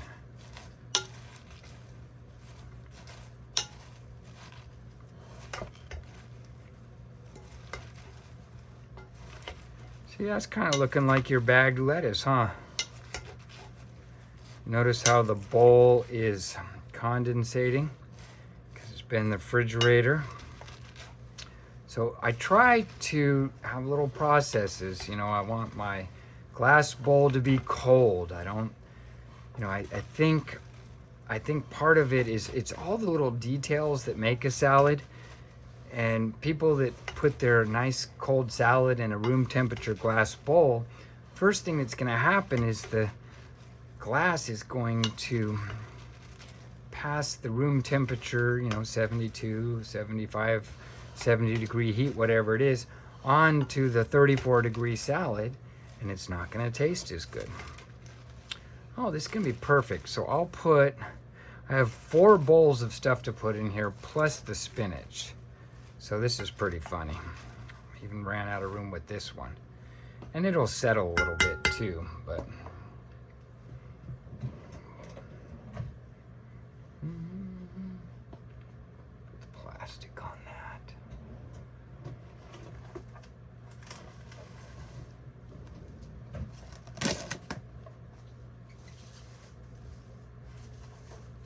I guess plastic keeps the air from getting in it. I guess that's the purpose. And the air is what causes some of the rot. Okay, stick that in there. What do we have? We have spinach. I'm just going to use one bunch of spinach. Okay, so I intentionally bought this kind of spinach. But in looking at it, I don't know if it's just lettuce piece or spinach pieces or whole spinach, because it doesn't have the root on it. So that's interesting. Well, we did it. That whole crisper was full, and now we're down to the last 3 items. Somebody tell me, here's the little bit of arugula. And how the heck do you wash and dry arugula? I guess I'm going to do it, but here's mushrooms. Gross. Gross. And the mushrooms definitely will brown. I'm going to wash off these mushrooms.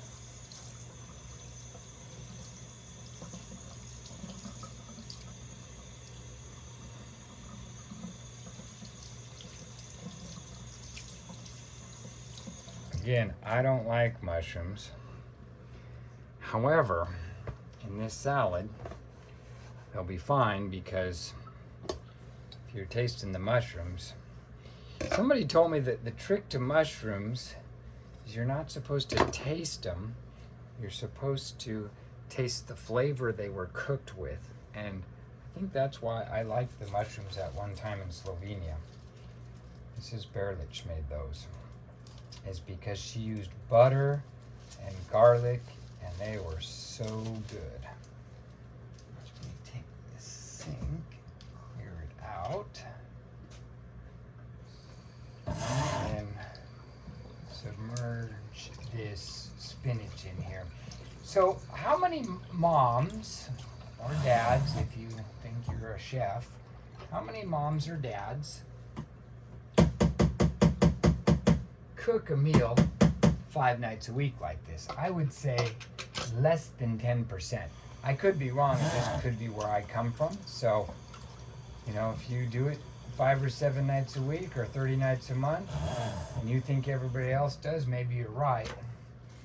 But in the circle of people that I know, this is not what people do anymore. They eat out. Some of the guys complain that their wife doesn't feel like cooking, and then the wife thinks she cooks a lot, and it's just this daycare raised, family. We got all this government money for people that want to send their kids to childcare so they can go work in the coal mines, and raising kids isn't a respected job anymore. They want to make money, 2-income money. We have the feminine movement or feminism that apparently now women are equal and they can have our jobs just like we did before, and that's all good and fine and dandy. And now the kids don't have somebody that cares about them more than the money. So the moms are off trying to make money so they can buy a bigger house because the house they're in isn't big enough, and the kids don't understand that. And then they buy Domino's and frozen meals and don't cook and spend all their money with the corporations thinking they're actually making money. So, I don't know how many people think that this is what you do. And I probably only think it because I'm old, and this is what, my mom would do when she cooked. We did have frozen TV dinners, but anyway. But how many of you spend 2 hours a night cooking a meal? Or an hour a night cooking a meal? 5 nights a week? I just don't think it's that common anymore. So spinach you really got to go through because it can be hit or miss. And the reason I didn't like spinach when I was a kid is because I didn't know there was such thing as fresh spinach. We only had the canned spinach, and apparently it was a vegetable, and I was forced to eat it, and it made me want to do something that is a natural reaction when you put something in your mouth that doesn't agree with you. It was slimy and nasty. I think I'll cut most of the stalks off these so that I don't get one of these long stalks. And then when the whole salad's done and mixed with the lemon juice and the 3 cheeses and the nuts, maybe I'll just put the eggs on top. I will stick the whole thing in the refrigerator and make sure it's really chilled as one group. And then I will take it, any brown, I take it off. It's got to be nice, healthy green. If it's not, it's going to be bad. So keeping the salad super cold, being conscious. If it's cold out because it's winter time, don't put the salad on your seat and then crank up the heater. Maybe put a jacket on, put the salad on the floor and turn the AC on so that it stays cool. Sometimes when I get food for people, most of the time when I get food for people that is to go and it's hot, I make sure I get it quickly and I drive efficiently to bring it to them, sometimes at work, and I typically will get it in 1 or 2 bags and stick it in the dash of my car. It can be 80 degrees outside. I turn on the defrost on high heat, high blow. I grab my car blanket and I coddle the food in the dash with the blanket so that the heat is forced to blow over the food, and I get to where I'm at half hour or 45 minutes later, and I call 10 guys over and they try the okie dog or whatever hot food I brought them, and they're all amazed that it's so hot. Like sometimes it's still burning hot because that 80 degree water temperature maintains the heat, and a half hour later they would have tasted mediocre. So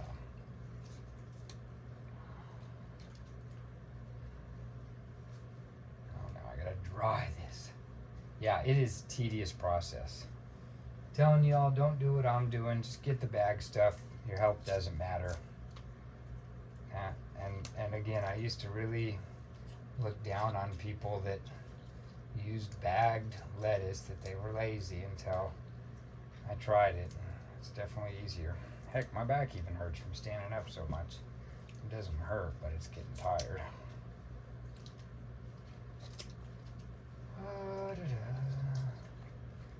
Yeah, just going through each one of these pieces of lettuce. Yeah, if your guests see one of these lettuces like that, that'll turn them off, because people don't like to see rotten lettuce in their salad. So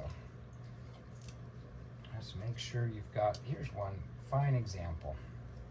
It's just a terrible looking leaf,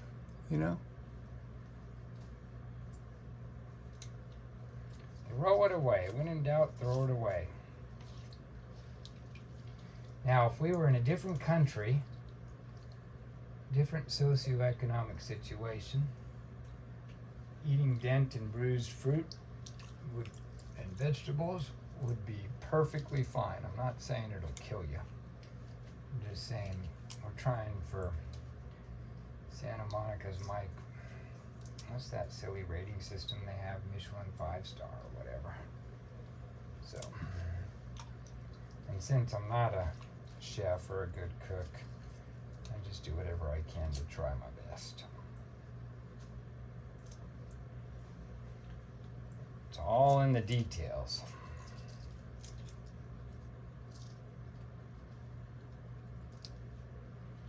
Yeah, but look at that. That was in there. Yuck.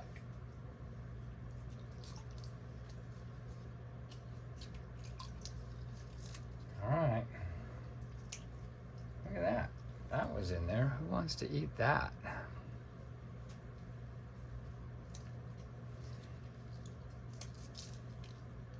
I fantasize about getting my own garden on 5 or 40 acres or 100 acres. I just realize how much work it is. It's kind of like making this salad, how much work it is. Sounds like a great idea, no big deal, until you go to do it, and then it's like, holy cow, that was a lot of work. Not complaining, just talking about the reality of it.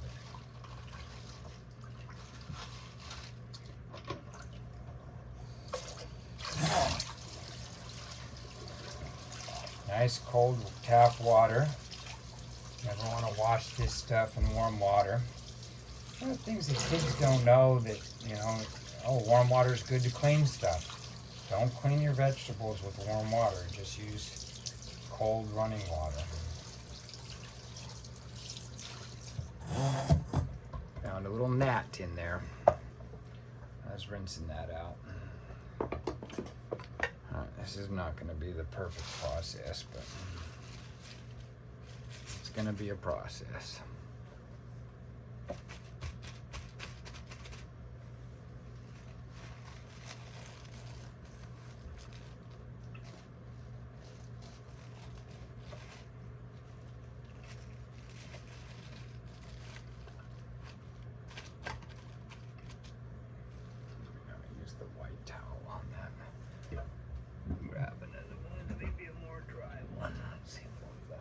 This one and this one.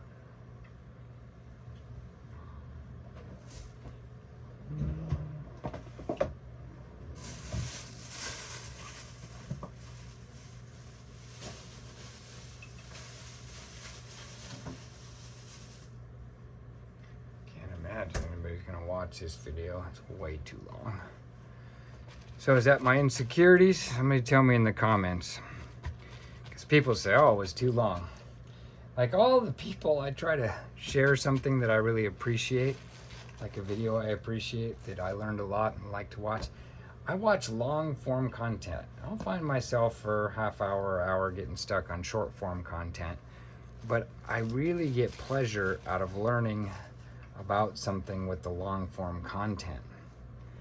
And gosh, I can't tell you, I don't know anybody that enjoys long form content. I think it's just the way we've been programmed by Mark and all the Zuckerbergs at Facebook and all the Googles. Everything's like that few second dopamine hit. I'm not sure, but I think that's what it is. But you give me I didn't really like Joe Rogan because I didn't really relate to him. I'm not a UFC fighter, and his smoking pot and stuff is really cute, but that's just not my thing. And now I've come to like him a little more because he does have some interesting perspectives, and he's had some people on there. So I'm more interested in that. But there's some just great long form. Oh, see that? Just found that. I don't want that in my meal. It might have happened while I was patting it and drying it, so I'm not going to be pulling all my lettuce out, or spinach. There's a guy named, he used to be on TV, but they fired him because he was, they didn't really say why they fired him. So I guess we can only speculate. The speculation is that he was telling the truth too much. Their advertisers weren't liking it, or he was going against what the guys that owned the company wanted him to do. So they fired him, and he got invited to go talk or use a platform that just got purchased by some billionaire guy. And he started doing that, and then he created a web page, and he does long form podcasts, and there's a little conflict going on between two countries. One that used to be called USSR and another one that used to be part of the USSR, I guess. And he went and met with the president of one of the countries, apparently the one that has started the aggression, even though nobody would talk to him. So they gave this guy all kinds of money to do things to unalive all kinds of people. And nobody wants to have dialogue because apparently people are selling lots of things to unalive people, and that's where the money's at. So he went and talked to this guy, but it was like an hour, 2 or 3 long interview, and I was just loving every second of it, you know? And there was so much information. You can't get that much information in a few 60-second shorts. So that's all I'm saying. There's a lot out there with long form content. I'd be like, remember, is there anybody old enough here to remember 60 Minutes or 2020, the news program? Well, that's a 60-minute show with probably half commercials, and you'd never try to do 60 minutes in 60 seconds. You know, I mean, and as kids in the 80s or whenever it came out, that was like, oh, let's watch 60 Minutes. So now I think it's 60 minutes of propaganda. Can't see my thumb. That's not a good idea.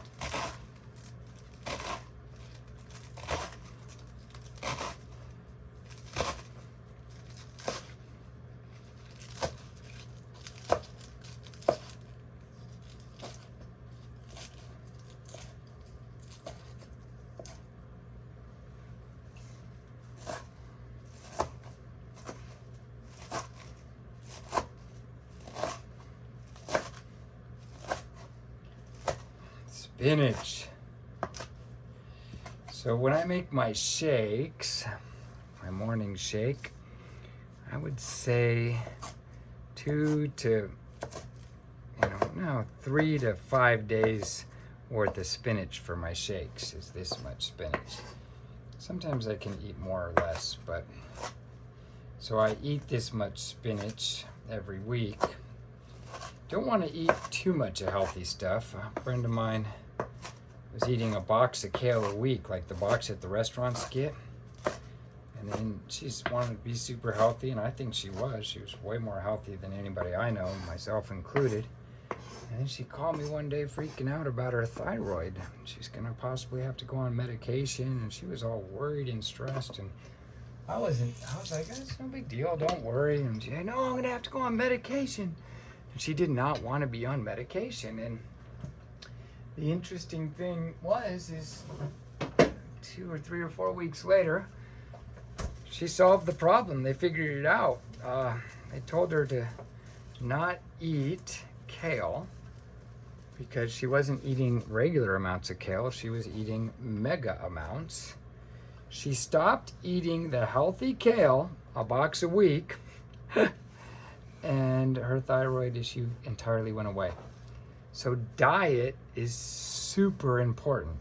And most people don't eat a box of kale. I do not know one person that eats a box of kale. However, I do know people that'll eat 2 or 3 cheeseburgers. I could be in that crowd, you know. So diet is really important, and eating anything too much of it is, body might handle it, but then if your body doesn't handle it, it'll let you know. And I think one of my relatives, he was on blood thinner or blood thickener, and I was going to offer him to make my shake, you know, because people want to know what I did to lose the weight. And he said, oh, I can't eat spinach. And I said, you can't eat spinach? That was like foreign to me. Like, who can't eat spinach? Well, the funny thing is, one of the natural properties of spinach, it either thins your blood or thickens your blood. So because you can't have a major amount of spinach because of the medication, because it will increase whatever the medication is trying to do, and it could cause them injury. So the irony is, if spinach does or exacerbates what, the medication is, why didn't the doctor recommend he eat more spinach before he put the guy on medication? Because there's no medical billing code to make money off spinach consumption as an option. There's only money for the medical industry if they talk you into taking pills, and then you got to come back for more blood tests and stuff. It's really amazing. And most people don't even look at it the way I just brought it up. They don't think twice about it. They just, yes, I need these pills because my blood's too thin, or I need these pills because my blood's too thick, or whatever the pills are for. You name it, they've got a pill for it. Oh, that's another thing. There's 2 countries in the world that advertise pharmaceutical drugs on TV. All the other countries, like Canada, they have socialized medicine. It's good. But all these yahoos that wanted us to have medical coverage for everybody still allowed these corporations to advertise their pharmaceuticals on TV when everybody's got this coverage. So hopefully we'll stop advertising drugs on TV, which I don't really want to do, but I think it makes logical sense. There's only 2 countries in the world that allow the pharmaceutical companies to advertise their stuff on TV. But then on the other hand, I see it as a positive, because if you don't know there's a solution out there for you, and the drug can really help you, and it's the only choice, then that's one way you can learn about it. So I don't know what the right answer is for that. I don't like being bombarded with drug commercials. I don't see it as a positive. I see the negative of not being bombarded with drug commercials is that maybe somebody won't get the help for their condition because they won't know that the help was out there. So maybe somebody can help answer that for me. Whew. Okay, what do we got here? I'm telling you, I'm a pretty lazy guy. I don't do that much. I don't think many people think I'm lazy. I just think I'm lazy. But I worked in a kitchen when I was 12 years old at a pizza place, I think for 6 hours or so, but this is like tedious and time consuming. So I think you're supposed to cut the ends off these mushrooms. Well, maybe the whole end. Maybe that's why you're supposed to do it. Since I don't serve mushrooms, I don't know how to do them.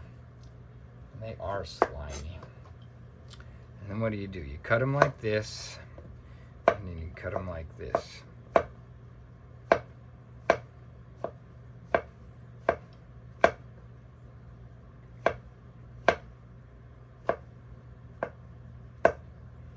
Actually, I'm going to chop these up more than just that, so that they're... I don't want a big bite of mushroom in my mouth.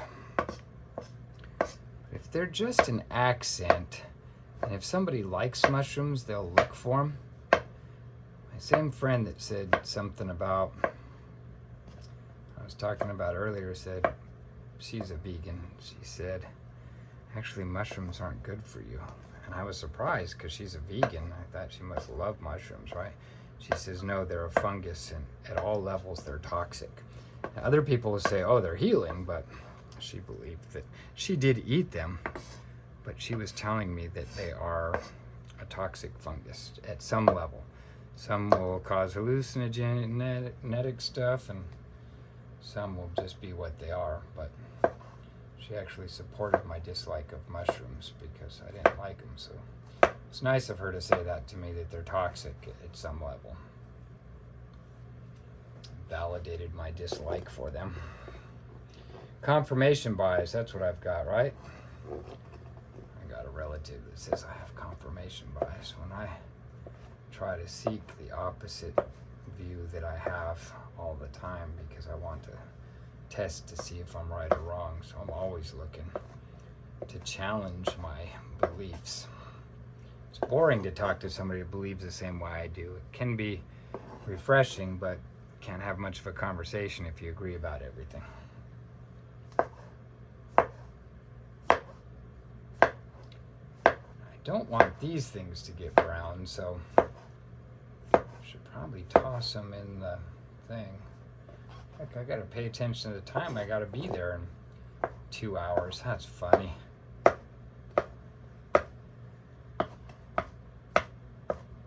think I'll just do the avocados.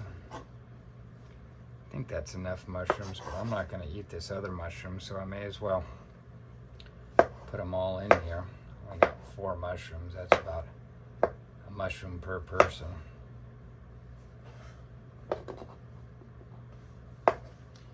And this salad can also be an appetizer. You know, let's say everybody's cooking. We used to have salad first. So it's like, oh, let's have a good salad. And then you don't not have room for it. If you have the salad first, you eat it so that you don't, not have room for your salad. Make sure you get your vegetables. I think what I'm gonna do is get this other bowl out. I think I'm gonna stick this fungus in this other bowl. And I think I'm gonna mix or toss the ingredients in this big bowl and then see how I can make it happen.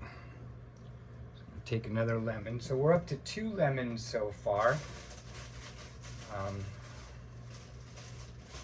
Maybe this will be the last lemon.